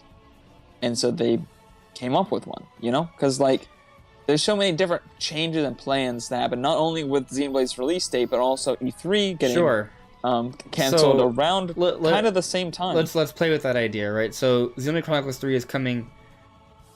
We're at this point we're what 5 weeks away from the release. It's coming out with the 29th. Yeah, the end of July. Right. So we're about 5 weeks 2 days away. before my birthday. Yeah, that's epic. So, but initially it was going to come out in September, right? Yeah. Yeah. So they moved it down 2 months early, right? Mm-hmm. So, assuming they were to follow the pattern, then the direct, the Xenoblade Chronicles 3 direct would have been in August, right? Approximately. Yes, Yeah. it took me a second to figure out what you're trying to say. About a month before its release, right? Like, assuming they follow that pattern where they want the game-specific direct to come out about a month beforehand. If that is the case, then, you know, to your point, right? Like, maybe with there's moving parts here, right? Like, maybe they didn't want to the timing of when this happens and the E3 direct kind of impact each other to some extent, or it's more about, hey, we want to get this game-specific direct out a certain amount of time before its release, and not like right before either. Like, there's got to be somewhat of a window, right? So that may impact things. They want to get pre-orders up too. Yeah, so the exactly. So perhaps the more important element here for this Xenoblade Chronicles 3 Direct isn't so much about Nintendo's E3 plans. It's more about getting news out for Xenoblade Chronicles 3 because its release is late July, and they think this game needs to be advertised in the way they're doing it. There's a lot of information on this game. It's a complex game, as we talked about earlier. Xenoblade Chronicles 2 had a lot of issues in terms of people understanding how to play it fully. Marking this game, explaining this game, getting people who were invested in Xenoblade 1 to get into this game, or 2, or from Smash Brothers, or even X. Like, they want to get, or just people who haven't played any of them, like, they want to make sure that they market this game and advertise it and explain it well. So that might have a lot more to do with why we're getting the Xenoblade Chronicles 3 Direct now, and it may have not really that much to do at all with the timing of an E3 Direct, or whatever we want to call it. It totally could. Like, because a lot of people, I think, are assuming that this Direct is happening because Nintendo doesn't want to do a general Direct, but it could just be that Nintendo wants to do a specific Direct for Xenoblade, and, well, Xenoblade's coming out next month, so they gotta do it now. Yeah. It may not have anything to do with E3 at all. It could be that simple. That may be it. There may not be like some sort of, oh, we're just going to get a few game-specific directs now because Nintendo can't talk about a whole direct worth of games. Like, it may have nothing to do with that. It could just purely be about Xenoblade Chronicles 3 marketing, which is what Xenoblade Chronicles 3, the direct is. It's Xenoblade Chronicles 3 marketing. So, you know, it kind of makes sense, right? That said, because they're doing this Xenoblade Chronicles 3 Direct, does that mean Xenoblade Chronicles 3 won't have a presence in the Direct? And I don't think that's the case. If there is going to be a general Direct, they'll show it, but I think it'll be mentioned. I don't think you need to have a 5-minute section dedicated to it. But remember when they had the Metroid Dread overview trailer? It was like a 4 or 5 minute trailer. And then like a week or two later, they had a September Direct, and they still talked about Metroid Dread. I mean, yeah, they do this all the time. They always are gonna mention the new thing coming out, even if they talked about it to death. And they're gonna mention it in the Direct, even if it's just like a little bit. But guys, remember, Xenoblade's coming out this month. Don't forget. Yeah. So what they would probably do is they'll have a shorter trailer during the Direct that will give you a few new extra cutscenes or like snippets of gameplay, and it'll be mixed in with some old stuff that was just shown during the Xenoblade Chronicles 3 Direct, which would still be pretty new. Yeah. We're assuming there's a general Direct next week. It might not be, but according to rumor, it is. I'm just kind of assuming my general. If you want like my general thoughts on when it's going to happen, I'd say before like the second half of July is when I'm thinking. Like between obviously like the 23rd. And the second half of July, sometime after that. Obviously, I don't think it's going to happen the day after the Direct. I'm just saying the possible dates. So I want to go back. I don't think it's going to be farther than like halfway through July. I'm going to go back to the Jeff Grubb tweet. Because I mentioned that I would come back to it, and now I'm going to come back to it. Okay. So here we have. I read this earlier, right? This fits with what I heard about Nintendo doing their summer showcase in bits and pieces. I still expect more news later this month. So, a few things to sort of take away from this, right? The implication here by saying Nintendo doing their summer showcases in bits and pieces is that they're divvying up the information, right? I personally am not sure how much I buy into that, right? Because I don't think they would ever have shown 20 minutes worth of content of Xenoblade Chronicles 3 in a general direct, right? I think this is far more information than we would have ever gotten in a specific direct, right? Which kind of lines up more to your point, Brandon, of, hey, this is just when they feel like it's the right time to market it because of how close we are to the release of the actual game. But, you know, going back to what Jeff is saying here, though, from what he's heard, right, I think what my interpretation is that he's heard that there's going to be multiple events that will be coming out in succession. And that makes sense, right? So we get the Xenoblade Chronicles Direct now. And guess what? They're probably going to start sharing more information on Pokemon, you know, as we approach the release. Like, they're probably going to more information is going to start to trickle out. There may still be Treehouse at some point this year. Like, why would they not do Treehouse? So there could be some. I definitely think there's going to be Treehouse. Now, they may not do it all on the same day, though, right? So it's not locked to the E3 timing. So maybe what happens, we're getting Xenoblade this week. Maybe the rumor's true, right? And we do get a direct next week. And some people are thinking it's a mini, but I think there's still room for it to be pretty much a normal direct, right? And then maybe in the coming weeks, we get information. We get a few Treehouse segments. There's like a few just Treehouse videos that drop for a few different games. Maybe they do it per week basis or a couple per week. You know, maybe they skip a week or two. And by that point, guess what? After we get the direct, after we have a few weeks where there's some Treehouse segments and maybe a few drops of Pokemon information, at that point it'll have been over a month, and we'll be a lot closer to the release of Splatoon 3. Right. And then they'll probably, and there may be an announcement of a Splatoon 3 direct about a month-ish or a month or two away from the release of that game, and also around the release of Xenoblade Chronicles 3 as well, so that'll be discussed. So I feel like what we're talking about right now isn't just a direct, but kind of like a very vague and abstract outline of Nintendo's marketing plans. So we have Xenoblade Chronicles 3 direct, we have the Splatoon 3 direct, we have drops of Pokemon information. At least one. I mean, we don't know how Pokemon Company is going to handle it, but it's going to happen at some point or another, right? This is a new generation, so we need to get more details. Potential Treehouse segments for varying different games, and then obviously, well, hopefully, maybe it's not so obvious, but hopefully, also an actual direct. Not in that order, but all of these things could be happening within the next 2 months. Yeah, and that could be related to what he's heard about bits and pieces of Nintendo's summer showcases. I'm going to say, my personal thinking is that this Xenoblade Direct has nothing to do with the E3 Direct. They just wanted to show off Xenoblade by itself, give it good marketing, give it a good rundown of everything. And I don't think that they're going to feel that they need to do that with Splatoon 3. I really don't. They've shown that so many times. We knew about it way before Xenoblade 3. We've had more information on it. It's more of something that doesn't need to be explained. Like, there's a lot less reason to have a direct on it. I just don't think it's going to get its own game-specific direct. In fact, I don't think there will be any more game-specific directs this year. Period. I don't think it's going to happen.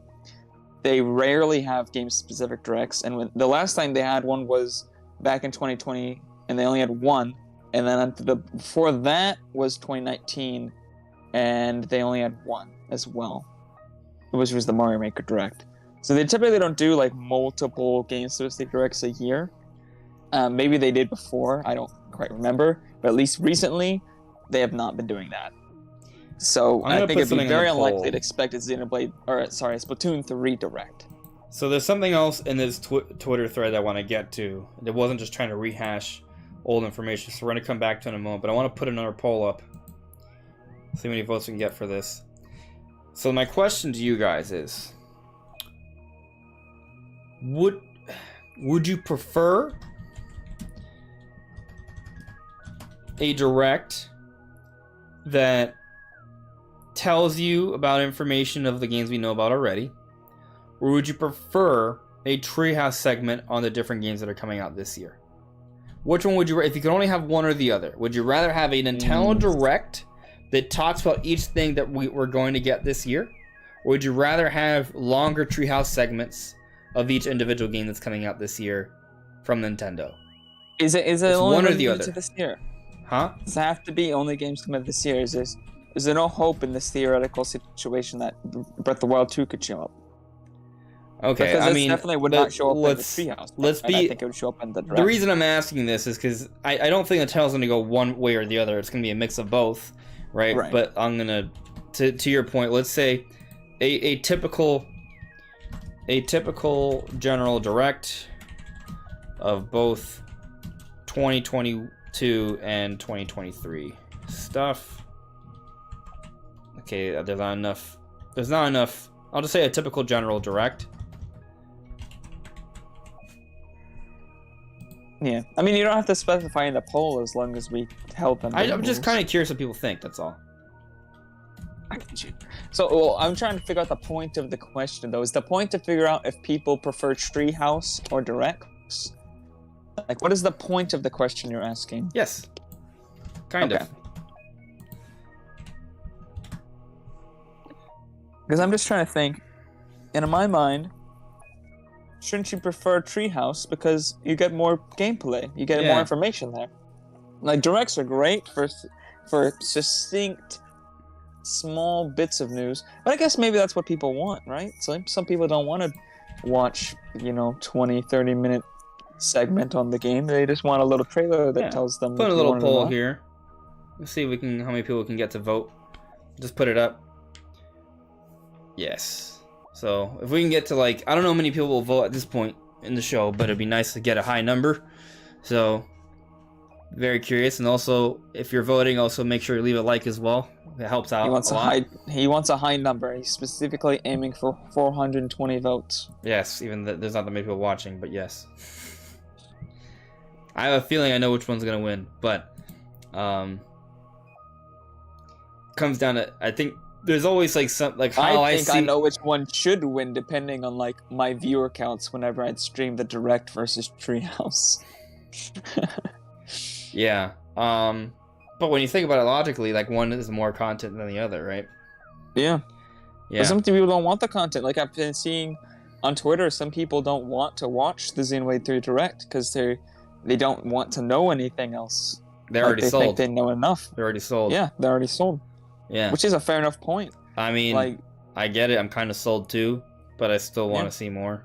I still want to see more. Yeah. I feel like we haven't seen that much. But, I mean, with Xenoblade, I'm sold just the fact that there's a new one coming out. So, I still want to see more.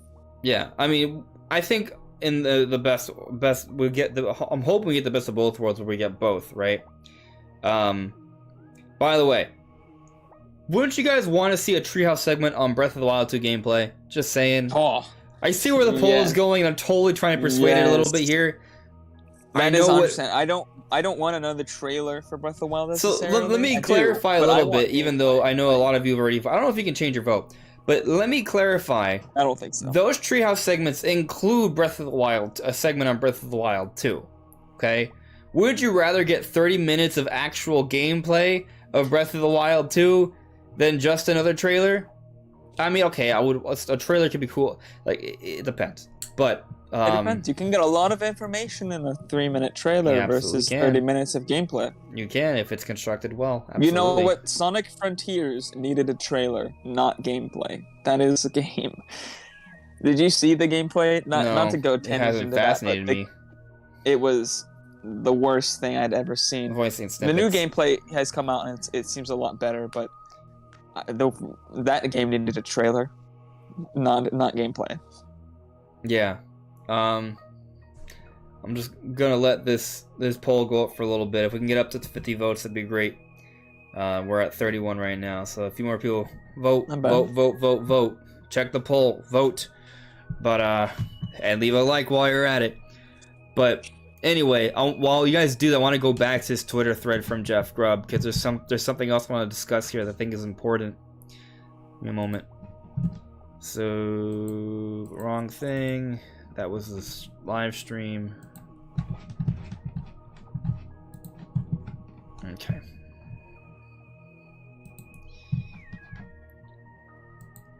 All right. So, we already talked about his initial thing, but he was questioned later on in the thread here. At Sharker Teeth asked, to be clear, don't you think this is the rumored big direct at the end of June? Wait, what? Okay, I butchered that. I butchered that question. June 29th. To be clear, you don't think this is the rumored big direct at the end of June? Oh. And Jeff Grubb says correct, meaning that the Xenoblade Chronicles 3 direct is not the direct that people thought was coming that's been mentioned in the June 29th rumor. Because I think that is also part of the concern that some people are thinking, oh, that what all these insiders thought was going to be a big general direct that would replace E3 is actually just the stupid Xenoblade. I never felt that concern. That was never a thought that popped in my mind because no. I don't think that these are things that could be conflated. Well, I not mean, very easily. Like one's a 20-minute direct on one game, and one's usually like a 40-minute direct on a ton of games. The problem is that the memory of the OLED / Switch Pro situation when those reports came out and the conflation there, like two very different things that were. Like there were supposedly credible sites telling us that there was going to be announcements at E3 or before E3 because developers were going to show off games using this hardware, which is just completely false. So yeah, Brandon, you froze. Not true. Oh, you're back. Yeah, that one part of the leak was definitely right. So the thing is though, when that happened, yeah, it's fine. You're back. When that happened though. Like, they didn't even see you frozen because I had the Twitter showing instead. But I think things like that get people to be concerned because... I mean, yeah, fair. I think... And you know what? The fact of the matter is, there are insiders that sometimes they get information and their interpretation of that information... Maybe not them or whoever it is, at some point or another, someone got information... and interpreted it in a way that was a little misleading. And then once that information finally comes to the public, it's not quite exactly what it actually is. This has happened before. This is also a completely different date, though. Yeah. It's not the 29th. This is the 22nd. And I don't know. I feel like there's just too many. It just didn't pop into... Like, it didn't come across my mind as a possibility because it just doesn't seem like very likely. I'll also say that Jeff Keighley, I did see his tweet. He eventually said, so this is what Nintendo... His first tweet was... But he doesn't know. No. I actually kind of was a little angry when I saw his tweet, but then he expanded on that saying, oh, I guess there's more. So, yeah. Anyway, so... He doesn't have any more information than we do. He was just as surprised as we were when they announced the Direct. Right, yeah, and that was the vibe I got. But I think because of who he is, people see what he says, and then they sort of, Because he runs Summer Game Fest, even though that has nothing to do with Nintendo. And also, whenever Jeff Keighley or anything from the Game Awards talks about Xenoblade, I sort of roll my eyes because it's nice to know that they actually know it exists. No, See, I just can't. I try to be a forgiving person, but... Oh, we know Xenoblade 3 is not even have a chance. I mean, Elden Ring came out this year. It's no hope. Well, I'm not talking about Xenoblade Chronicles 3 winning Game of the Year, but like Xenoblade Chronicles 2 and Definitive Edition didn't even get mentioned. They didn't get nominated for anything, which is nothing. I can see the Definitive Edition because it's just a remake, but there's been other remakes I'm sure have. Xenoblade 2 didn't even get mentioned. there's a history of Xenoblade Xenoblade getting was snubbed at the Game ridiculous. Awards. So, like, I don't even think Torna was mentioned as, like, a good DLC or anything. Like, and it had its own individual release, too. Like Xenoblade just gets snubbed at the Game Awards every single year. I mean, RPGs just get kind of... Yeah, no, RPGs get their love. Japanese RPGs do not get their love at the Game Awards. Oh, yeah. Western stuff more so. Yeah. So, I just get a little... I'd say... I get a little salty every time I see anything related to the Game Awards. Sorry, Brandon. I was just saying that I get salty every time anything from the Game Awards related, like, mentions Xenoblade, because I'm like, how dare you mention this? We know you're gonna snub it. Until you give Xenoblade Chronicles its actual flowers, I am not going to respect anything you have to say about Xenoblade Chronicles. I just won't. And you know what? I think hold on, sorry. I know I'm cutting you off. It's just like I just want to say this. I want to get this out.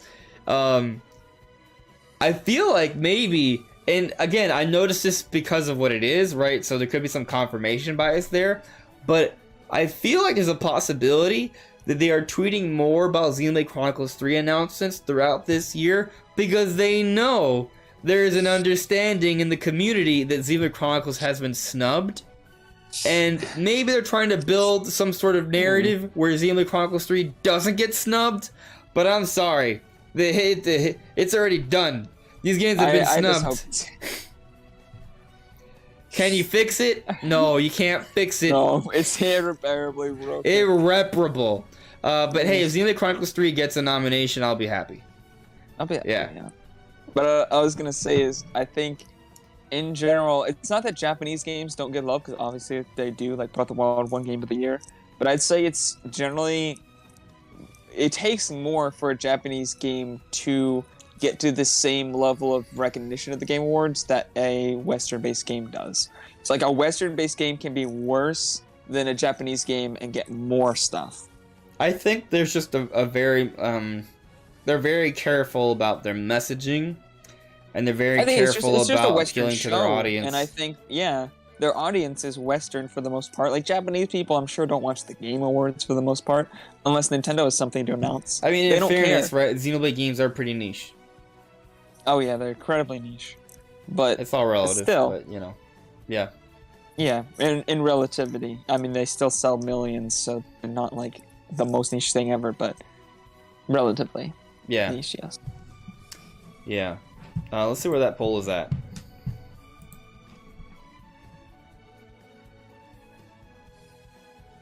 I'm not at all surprised. I'm not at all surprised. I'm not going to announce the results yet. Can people see the results in the poll? They can see the results. Okay. They can see, Oh, as soon as they vote, they can see the results. Okay. This is not surprising. It's just... Yeah, I'm going to go vote just because I don't know what it is, and I'm curious. It's not good. It's not good. It doesn't matter because I want both, you know. It's just opinions. But it's a staggering difference, and it's hilarious. Staggering. Yeah. So I'll just check with the chat here. I'll vote in the poll then. The Megaton Menace added me. When do you think Wave 2 and Mario Kart DLC will happen? I think we're actually really close. I put out a video about a month or so ago talking about when I think the waves will come. And I think we're about... I don't remember the dates I wrote down. I have to go back and I have to look through my notes or just rewatch the video. But we're pretty much due. Like, they're gonna... I feel pretty confident in saying... Okay. Maybe I don't feel that confident. I feel somewhat confident in saying that I think there is going to be some level of a general presentation, whether it's called a mini or not. But I think there's going to be some sort of generalized presentation where Nintendo will make a number of announcements, including the next update on Mario Kart. Like, I think it's about time for the next wave. It may even be shadow dropped. So definitely could. Yeah, I could see us actually playing the DLC next week. So, you know, I mean, let's just think about it. The first wave came out, what, April? Right? Yeah. I think so. Yeah. I'll take your word on that. Yeah, I think it did. Hopefully I'm right. It came out in April. I was going to say March, but... Well, actually, you know what? I think that's when it got announced. Got announced in the February Direct. Oh, yeah. That might have been March then. I don't trust myself with dates, though. No, you're right. I'm wrong. It came out March. Oh, dang. This is a first, guys. This is podcast, like, a podcast first. I'm actually right about a date, and Andres is wrong. Yeah. Crazy. Never happen again. Making history here.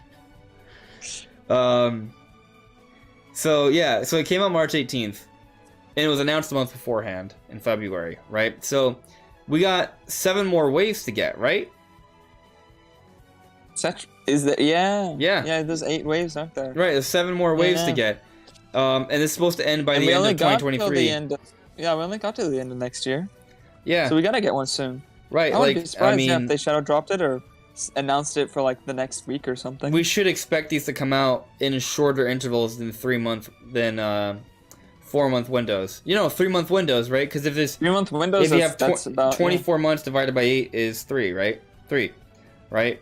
And if this, I think you got less than that because you only got till the end of 2023 and you start in March. In March of 20. Correct. Yeah, you started in March. So we should be looking at less than 3-month windows here. Yeah. And if Mario Kart Wave 1 came out March 18th, let's fast forward 3 months. April 18th, May 18th, June 18th. What is it? Where are we at now? Oh, look at that. June 20th. Guess what, guys? We are overdue. So I'm going to say it right now. I do think there's a June Direct happening. And I think because for sure we're getting a Xenoblade Direct this week. I think they pretty much have to have something like really soon. So I kind of believe that June 29th rumor even more so. Just thinking about this, because they need to come out with this DLC. They are late. So I think it actually gets shadow dropped next week. Yeah, I could see that.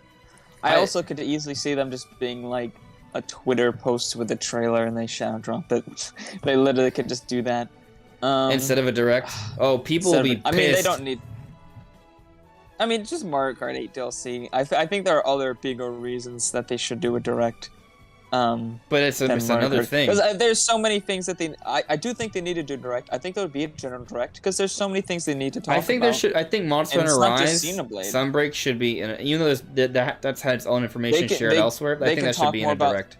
They can talk more about Monster Hunter. They can talk more about Bayonetta. They can talk more about Splatoon. More about Pokemon if they wanted to. They also need to fully outline their holiday season. Yeah, they haven't done that at all. There's a lot of gaps that we still don't know. Yeah. I just think there's too much. I mean, they could do it in trailers, but at this point, there's going to be a lot of trailers if they do that. Right. It's a lot. There's a lot that needs to be done. So, I still think there's going to be a direct. Now is a direct not a big direct? I don't know. Well, see, I think it will be. I don't think there's any hope that they do a direct. I don't think, at least they won't call it a mini. Because minis, they've had bigger minis before, like they had that one in 2020 that was pretty big. But I just don't think they're going to brand it as a mini. I think that they're just shooting themselves in the foot if they do that. There's no reason to call it a mini. Even if they see it internally as more of a mini, I don't think they're going to call it that. I think that's just bad marketing. I think the reason why they use the mini branding is to temper expectations. Yeah, but I don't think they need to do that. Well, I don't know. Maybe they would call it a mini. Maybe they don't. Because, people would expect certain things with E3. That's a good point. People expect, huge announcements and tons of them. Maybe they won't have as many brand new announcements. Maybe they're more just talking about things they already know about. Right now, they won't have E3 branding. I mean, I feel like it's just gonna be June 29, 2022 direct. That's probably what it's gonna be. Yeah, but it's in the E3 time, so in general, people will see it as the E3 direct, no matter what. But I mean, unless they called it a mini, and then nobody would see it as that. I feel like calling it a mini is the only way people wouldn't see it as the E3 direct. But we don't know if Nintendo cares about that or not. Maybe they have enough to where they don't care if people think of it as the E3 direct because they have enough stuff. And let me point out that the Mario movie has to be shown off at some point. Yeah, the Mario movie. I say if you literally mention Breath of the Wild, if they have another trailer for Breath of the Wild, you can't call that a mini. You can't say you have a Nintendo Direct How long Mini has it with been Breath of the since Wild they in it. announced the delay? A month or two? You're a month or two. Okay. I'm looking it up. Oh, look, I'm live. Oh. We're live? Yeah. We're Oh live. my god. Let's see here.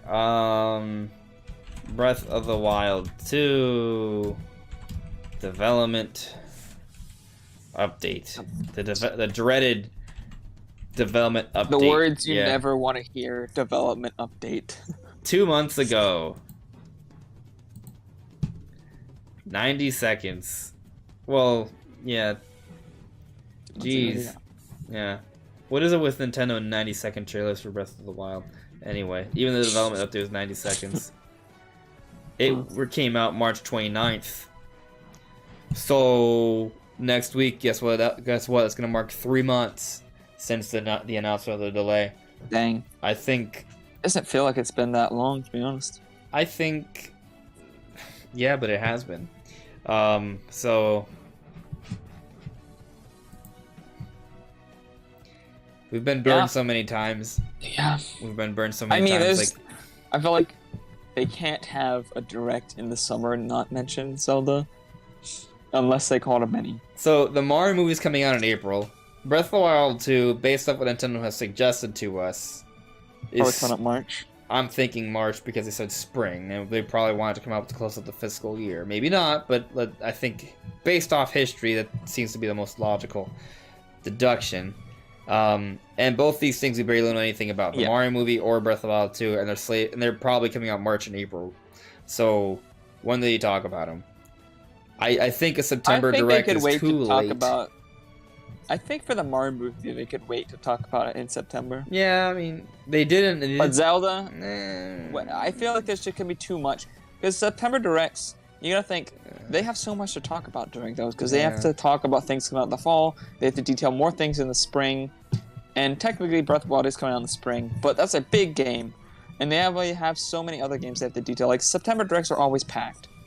And having to detail, for the first time in a major way, Breath of the Wild, that is, like, the main focus of a direct. Like, that's big.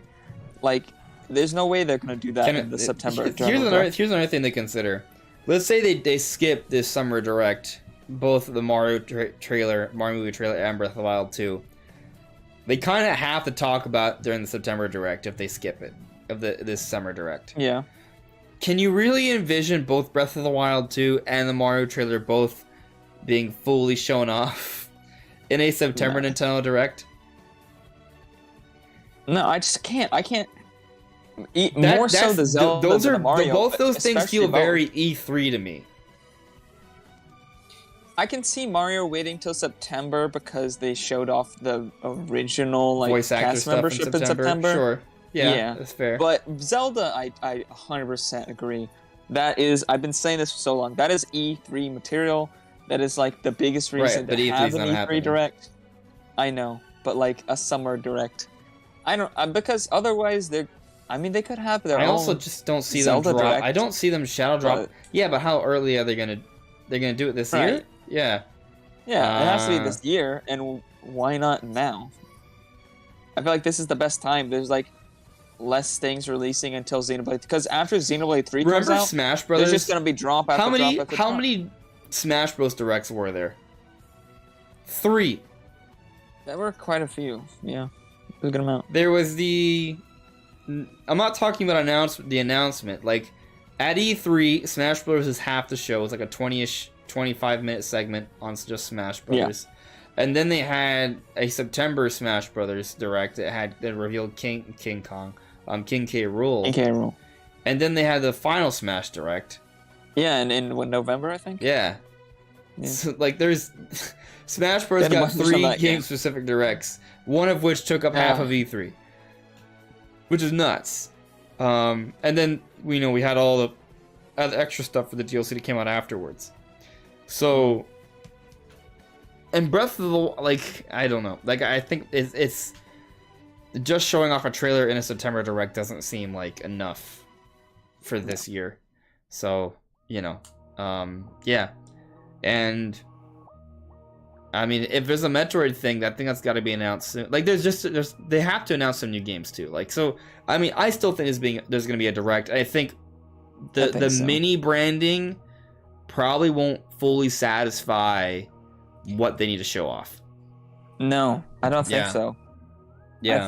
I think just in general, even if it did, I think just with what people want now, the fact that people are reacting to Xenoblade 3 Direct in this negative way, people are going to react in an even more negative way if they see that the Direct, after all this that they've gone through, of waiting for E3 Direct to be, you know, what's going on with that, and then getting this huge disappointment of the Xenoblade 3 Direct, and then they announced just a mini Direct. Oh, fans would be livid. They'd be so upset. It'd be the exact opposite reaction to what Nintendo wants. Instead of people being super happy for a summer Nintendo Direct, happen. People will be pissed because it's a mini. It's going to be a Nintendo Direct mini partner showcase, where they'll just rehash information on Monster Hunter Rise Sunbreak. But they'll also talk about Mario Rabbids Sparks of Hope. Those will be the two games that are focused on. And then they'll also announce Pikmin Warriors, as opposed to Pikmin 4. Kyoto would go up in flames. And also Federation Force HD remake from Bandai Namco. That's the action game that they were doing. They're remaking Federation Force. And that's all in the partner direct mini. And Nintendo's like, yeah, we did good. That's our.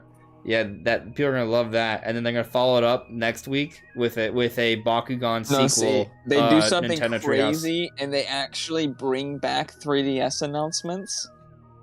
Yeah, and they have new 3DS games. They'll announce Pikmin 3 is getting ported to new Nintendo 3DS. That or Pikmin 4 was actually a 3DS game all along. Yeah, and they're gonna call it Hey Pikmin 2. Yeah. So I'm gonna end the poll. Votes have been steadily coming in, but it's pretty much seems to be. Well, I mean, they're still coming in, but I'm gonna end it now because it's been 25 minutes. So poll numbers. It's not popping. It's not showing. Okay, here we go. All right. So, what would you prefer? A typical General Direct. 85% of you picked that. A typical General Direct. And only a mere 14 picked treehouse segments on each game. So, I mean, it's clear people want a Direct based off that. Yeah. I want both. Yep. So, you know. This is exactly what I'm saying. Calling out many, people are going to get upset. And it doesn't matter. It doesn't matter why. Just because it's called a mini, people will get upset. Because clearly from this poll, people are more happy with less information on the games than more. Right? Yeah. I mean, at least less gameplay.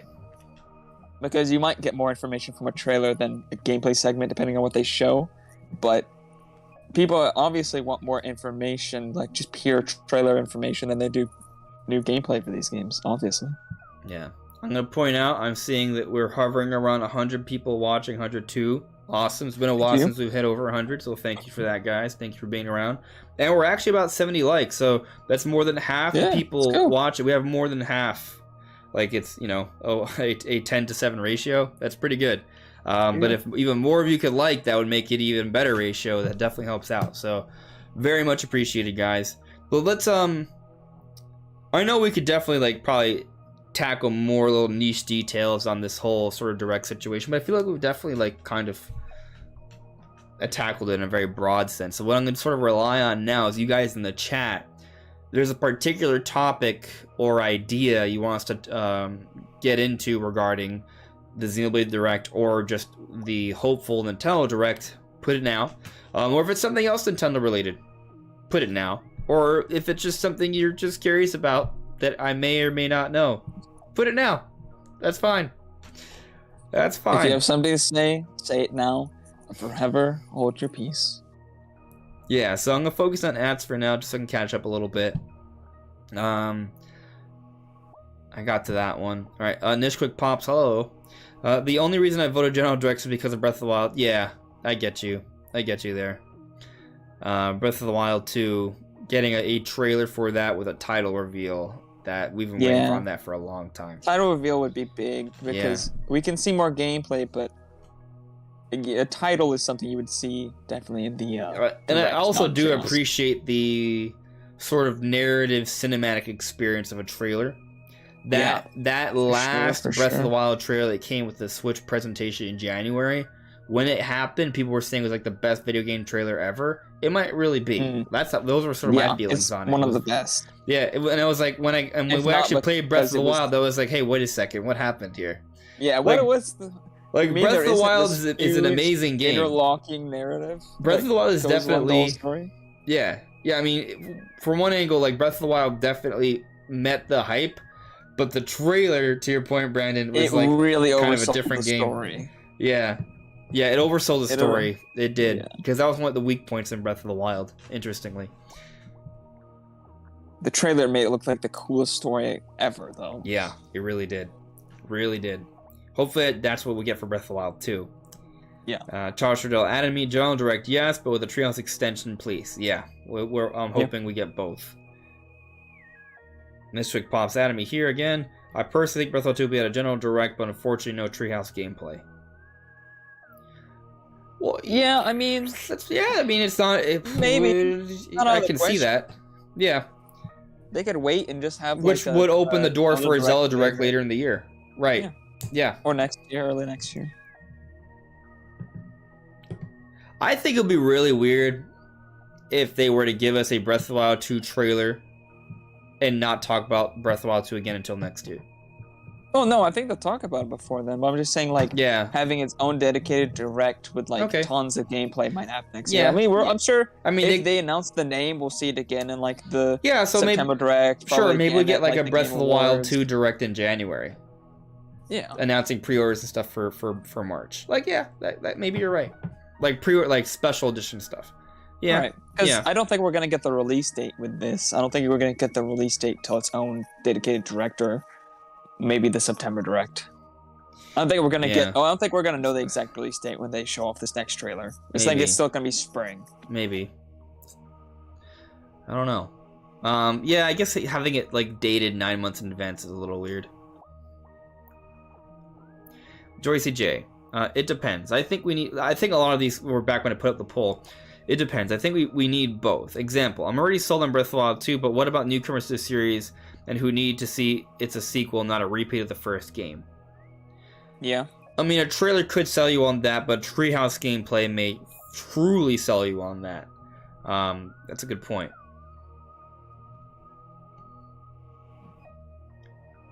John Lagusaukos. Hopefully I pronounced that correctly. Hey man, thank you for all the content you provide to us. You're one of my favorite content creators. Aw, thank you. Appreciate that. I had not even read that. I just saw the and I went for it. So, thank you. Let's see here. Paul Dunn, hello, how are you? Megaton Menace is telling me that Breath of the Wild 2 has been cancelled. No, you take that back. It was announced on Twitter. No way. Yeah, it just happened. This is a joke. Relax, guys. Megaton Menace added me again. Would you pay $6 for Kid Icarus Uprising on Switch? Like a remastered version? Absolutely. No question. A fully remade version, I would hope. No question. Now, if it was just a straight up port, like it's literally the exact same game, like 3DS Virtual Console, no, but Nintendo would never do that. No, that would look so bad. No, yeah. Yeah, I would. No doubt. It would be remastered. It would have better visuals, better controls, probably improve online functionality, maybe new content. Yeah, absolutely. Let's see here. John Lagosokus added me. What do you hope the Zelda team adds or takes away in Breath of the Wild 2? I hope they add aerial combat. I hope they add loft wings or other flying mounts. I hope they add classical style dungeons. Underwater exploration. Underground exploration. I hope they add a whole bunch of crazy new... more overworld bosses. Yeah, you're right on that. More overworld bosses. More unique boss fights in general per dungeon. more enemy types that Yeah. actually behave like more uniquely. More side quests, but like unique, interesting ones like the Terrytown one. Yeah. I would like there to be some sort of like side quests or a lot more towns actually, but towns that have dynamic side quests like the Terrytown one, where they evolve or change as you progress in the game or do different quests, and perhaps there's even interaction with the world itself. I want more crafting because obviously you can craft food, but that's pretty much all you can craft in Breath of the Wild. There's so many more resources. You should be able to craft so many more things. I want a more dedicated crafting system. And maybe like a blacksmith where I can go and like upgrade my weapons or like repair them with different materials and things. Stuff like that. Because people complain about like the weapon breaking system, but there's so many ways that you can balance that other than just removing the system entirely. Yeah. I mentioned boss fights already, but I want to see like an actual like aerial boss fight. I think there is actually going to be some. You see the patterns. Yeah, there's aerial combat with the arrow stuff. So like, what is that for? And I will say we have this: the sky domain, so it seems like right for it. Here's some sort of food for thought here, right? In Breath of the Wild, you would need to oftentimes get high up in the air or in high up locations so you could shoot off the scales or claws of the divine dragons, right? What were their names? Nadra, Farosh, and Dinral. The three dragons. I knew Dinru was the well, they're based off the three goddesses Neru, Din, and Pharaoh. Faror. The names. Those root names have been reused in different games as slightly different characters in the past, but you had to shoot off a piece of those dragons with your bow in the air or in high up locations. These dragons, when you would hit them, they'd fly up high into the sky and go through a portal. Okay? Yeah. When we see the Sacred Realm in Breath of the Wild 2, we can see Hyrule below, but we can't see it above. Which is reminiscent of the situation with Skyward Sword, Skyloft, and Hyrule there. But also, we see there's this weird jumping mechanic with Link going to the sky. We see this green-like energy. We see the hand. We've seen some, perhaps, hints that this might be related to Zonai Ruins, because in the initial trailer, there is a lot of that motif of green energy is all about. And we're exploring this ruin that has the Zonai architecture. And this Zonai architecture usually depicts some sort of dragon head or a giant snake. And what are the three divine creatures that fly up through a realm, through like a portal into the sky and disappear there? They're dragons. So the Zonai may have worshipped the dragons. There may be something related to that there. And they may be a key sort of like at least story piece to the overarching theme of Breath of the Wild 2. So what I'm getting at is there may be more dragon interaction in the sky. I mean, if we're in the sky, there's got to be something in the sky. It can't just be nothing. There's got to be something in the sky. It may not just be dragons. There may be something else, maybe loft wings or something entirely new. I like the dragons in Breath of the Wild, but they're not exactly the most fearsome. Like the way they're designed isn't the most fierce. Yeah. Like those dragons don't look like their design is clearly not made for a boss fight. They're like peaceful creatures that look amazing. Yeah. They're cool, but they're not vicious and scary looking. Yeah. Like I would want like a really terrifying boss fight dragon to be. I want both. Like the dragon. I want the dragon from Twilight Princess, that kind of dragon. I want the Leviathans that are these giant skeletons. Yes. 3 of them in Breath of the Wild. I want them to come back to life somehow in Breath of the Wild too. Oh yeah. Yeah. But let's move on. Let's see here. Nishwick Pops added me. To be honest, I don't want a February General Direct for 2023. I want a 30+ minute Breath of the Wild 2 Direct. That might happen. Both. We could get both. Yeah, we could get the Breath of the Wild 2 Direct in January, and then people say, "Oh, there's not gonna be a February Direct now." Then there will still be a February Direct in February. That it's a vicious pattern. Moving on here, Zonai Theorist added me. How big of a role do you think the Twilight Realm will have in Breath of the Wild 2? To be frank with you, I think probably none. Not maybe it's none to soft mentions. Yeah, like there may be some allusions to it, but I don't think it's gonna be. Let's keep in mind the Twilight Realm literally only existed in one game, and I don't think it's ever been referenced or mentioned in anything else, as far as I am aware, at least not directly. So I mean, we had the likelihood of it is very low. Well, I mean, we may get to explore the Arborist grounds again. There was that mirror that was very reminiscent of the Twilight Mirror. There may be a few other details relating to Twilight Princess. There could be some story implications, but I don't think it's gonna be anything blatant. Like, I don't think we're gonna see. I mean, we've seen that the it Twilight looks like people Ganondorf from Twilight Princess, but yeah, I think that's kind of those kind of things are the most references we're gonna get. To we Twilight hint Princess towards the history, Realm. yeah, how it impacts it, how the history sort of impacted this. But yeah, I don't think we're gonna see like Midna, for example, which would be really cool. But I don't think that's gonna happen. I mean, also she probably should be dead by now. So, yeah. Yeah. Well, we don't really know how long she lives, do we? They're implied to be based off of Hylians, so I would assume that their lifespans aren't dramatically. I mean, also this is like over 10,000 years. So, you know, even if they live a few hundred, even if they live several times longer, we're talking about an exponentially higher number. Yeah. So, you know. Ganondorf is the one who can do that. I don't think anyone else can, unless you're a god. Which actually kind of might have implications for what Ganondorf is. He's become a god to some extent. Yeah. Zonai Theorist, how big of I already got your question there. Okay. Megaton Menace. Is it too late for Kirby and the Forgotten Land DLC? I don't think so. I actually think that's a strong DLC candidate to be announced in a direct around now. Yeah, I mean, I could see it. I don't think it needs DLC. Like, it's not the type of game that really needs it. But they could easily add it. Yeah, they could add a few more levels or something, I guess. Yep. They could add like a side adventure. Yeah, DLC adventure, yeah. So they could do it. Kirby's selling really well, so you know, there's no reason not to.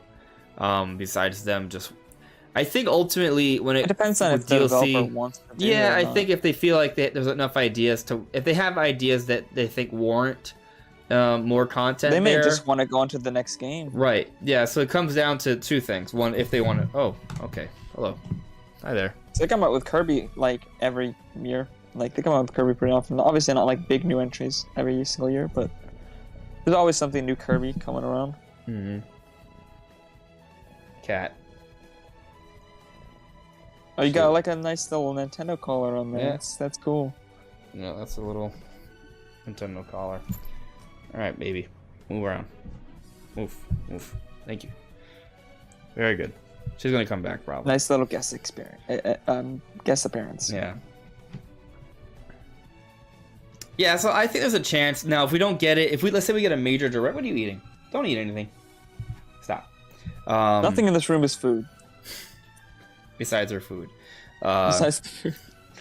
Yeah. But anyway, if there's not like a major direct, I think there's gonna be some sort of major. So let's assume there is a major direct this, soon within the next few weeks. If we don't get a Kirby DLC announcement there, then I'll think it's not super likely anymore. But it could still conceivably be announced at some point this year. Yeah. I mean, we've seen what they did with the Mario Kart DLC, so anything is possible. Yeah. But I think it becomes increasingly less likely as time goes on, unless its sales are just extraordinarily large. Yeah, like Mario Kart. Mario Kart, the best-selling game on Switch.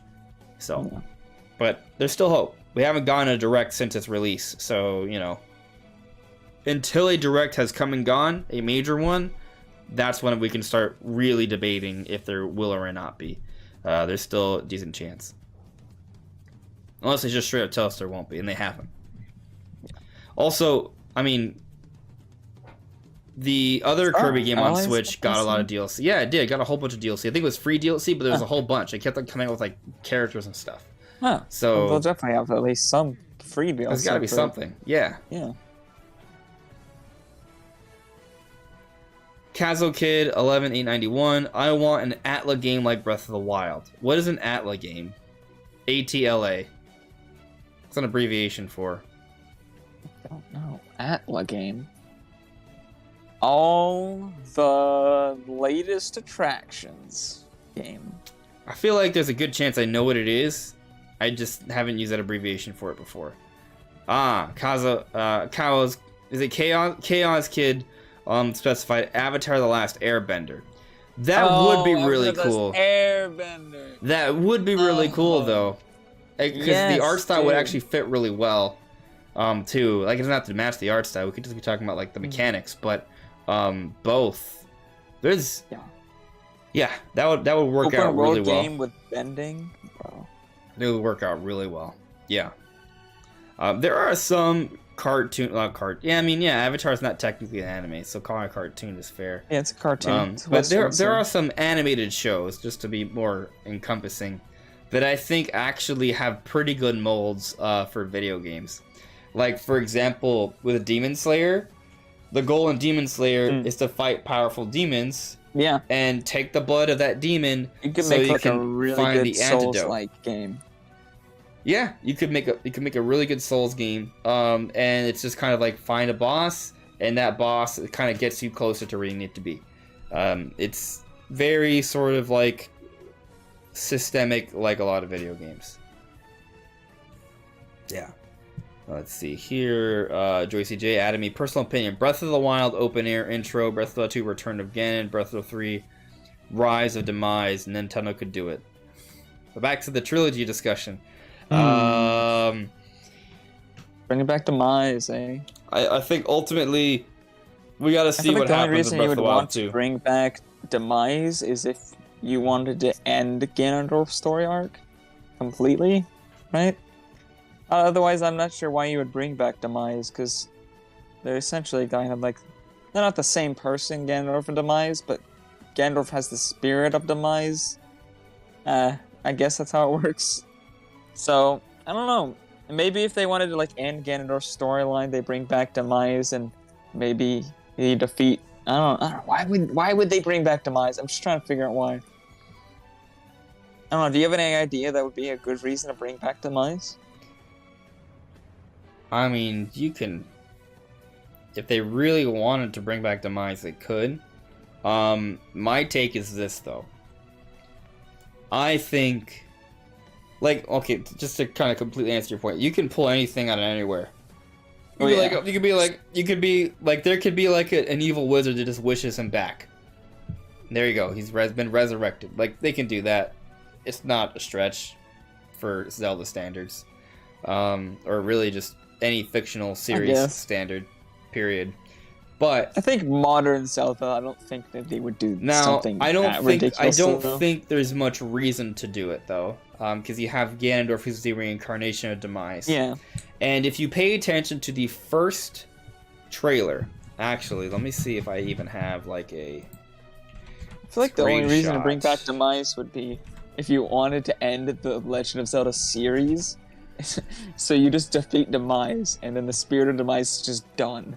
And it's just over. Now Zelda's done. We're not making any more Legend of Zelda.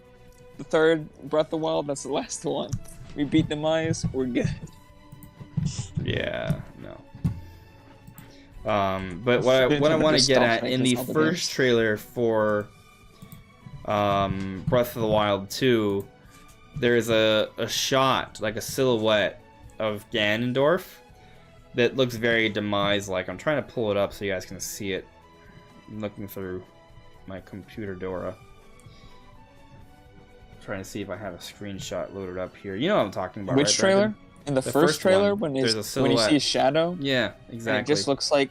I guess it kind of looks like Demise, but to me it just kind of looked like rehydrated Ganondorf. Well... I thought that's just all I thought they were going for, was just Ganondorf, not all corpse-like. I'm trying to find the screenshot here. Yes. But I know what you're talking about. I can't find it because I don't have it loaded up here. I mean, I can Google it. or I could go on Adobe. And Yeah, pull you up could just get the trailer and just find Yeah, it. I could go on YouTube too. I'll do that, just to show you guys what I'm referring to. I was just hoping I had the screenshot loaded up somewhere so I can Yeah. pull through it, but I don't. Sure, most people know what we're talking about, but just in case. Well, actually, give me a second. I'm gonna pull it up right now. I will pull it up.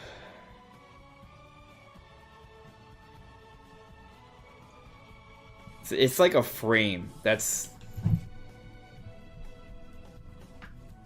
only a few short seconds in the trailer. Yeah, it's just like one flash of light There that we go. illuminates and it makes a shadow. It's all on the screen for like a second, maybe.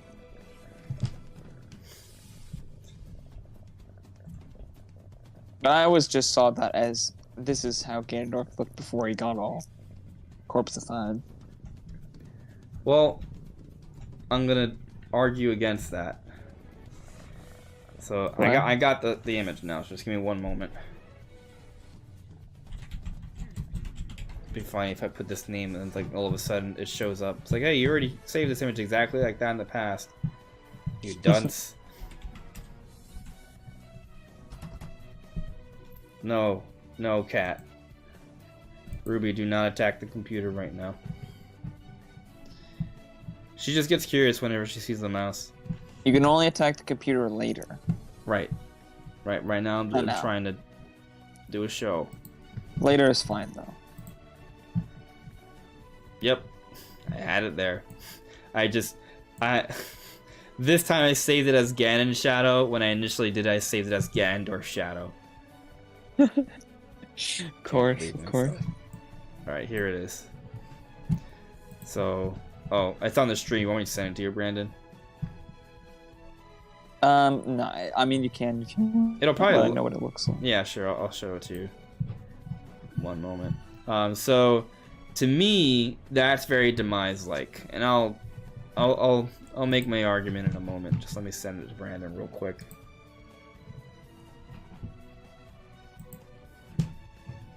I can literally just see it on the stream. It's fine. All right, thank you.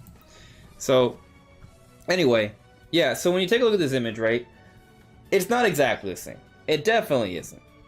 There's some garments that are on the arms, but this to me feels Demise-like because it's a more sort of like top-heavy kind of Ganondorf with longer hair, which is very reminiscent of Demise, even with the claw-like hands as well. All of these were elements of Demise, okay? So, I'm not saying that this is Demise. What I am saying, though, is that I do think that they are taking inspiration from the design of Demise from Skyward Sword in mind with this iteration of Ganondorf. Because ultimately, this spirit of hatred is the reincarnation of Demise, right? So, right. It's probably partially, if not entirely, what has kept him going is part of who he is. So, to depict to have that sort of shared similarity there of how they look, I think is kind of intentional. Doesn't Demise have a scar on his forehead? I think so. Am I thinking of a different character? No, I think you're right. Isn't it like a big X or something? Yeah. Yeah. Let's take a look at Demise real quick. I think you're right.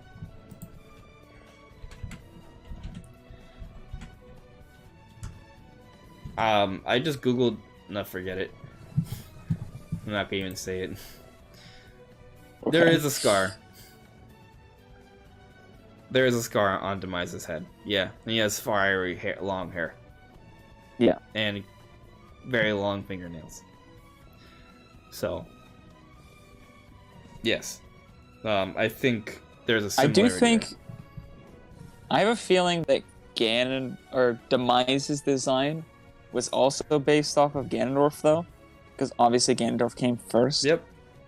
So the fact that we're seeing Ganondorf have things that look like Demise, I don't think is crazy, because I think Demise is meant to look like Ganondorf in a lot of ways. But I'll say that the fiery, long orange... Well, I mean, the orange is there, but the long hair, the very sort of I mean, top Gandalf had long heavy. hair in Twilight Princess. It was just all kept up. Yeah, but the flowiness of it, right? Yeah, That well, look, yeah. the claws, and the top heavy sort of build, those are things that sort of came to be with Demise is my argument. Right? Like obviously, I mean there's levels to this, right? Cuz Ganondorf was always a big character. Always. Oh yeah. Very tall. Always a big character. Never like you would describe as lanky. You would always describe as obviously a strong build. But Demise has like a very wide, strong build, and I think that silhouette depicts something more akin to that compared to other variants we've seen of Ganondorf. So I'm just arguing that they've taken some inspiration from this Demise design, which, yes, you're right, is also elements of Demise design are from previous Ganondorfs because they are meant to, be the same spirit. Like, absolutely. All I'm arguing is that for those that want the return of Demise, in a way, Gan is the return of Demise. True. So, his new design, there. because they always change the design. Even if this is Twilight Princess Ganon, they're gonna change the design. They always do. So, it could definitely be more based on Demise, since this is the first new game that Demise actually exists in with Ganondorf in it. Like, after Skyward Sword, obviously. This is the first 3D Zelda with Ganondorf in it after Skyward Sword. Yeah. Yeah.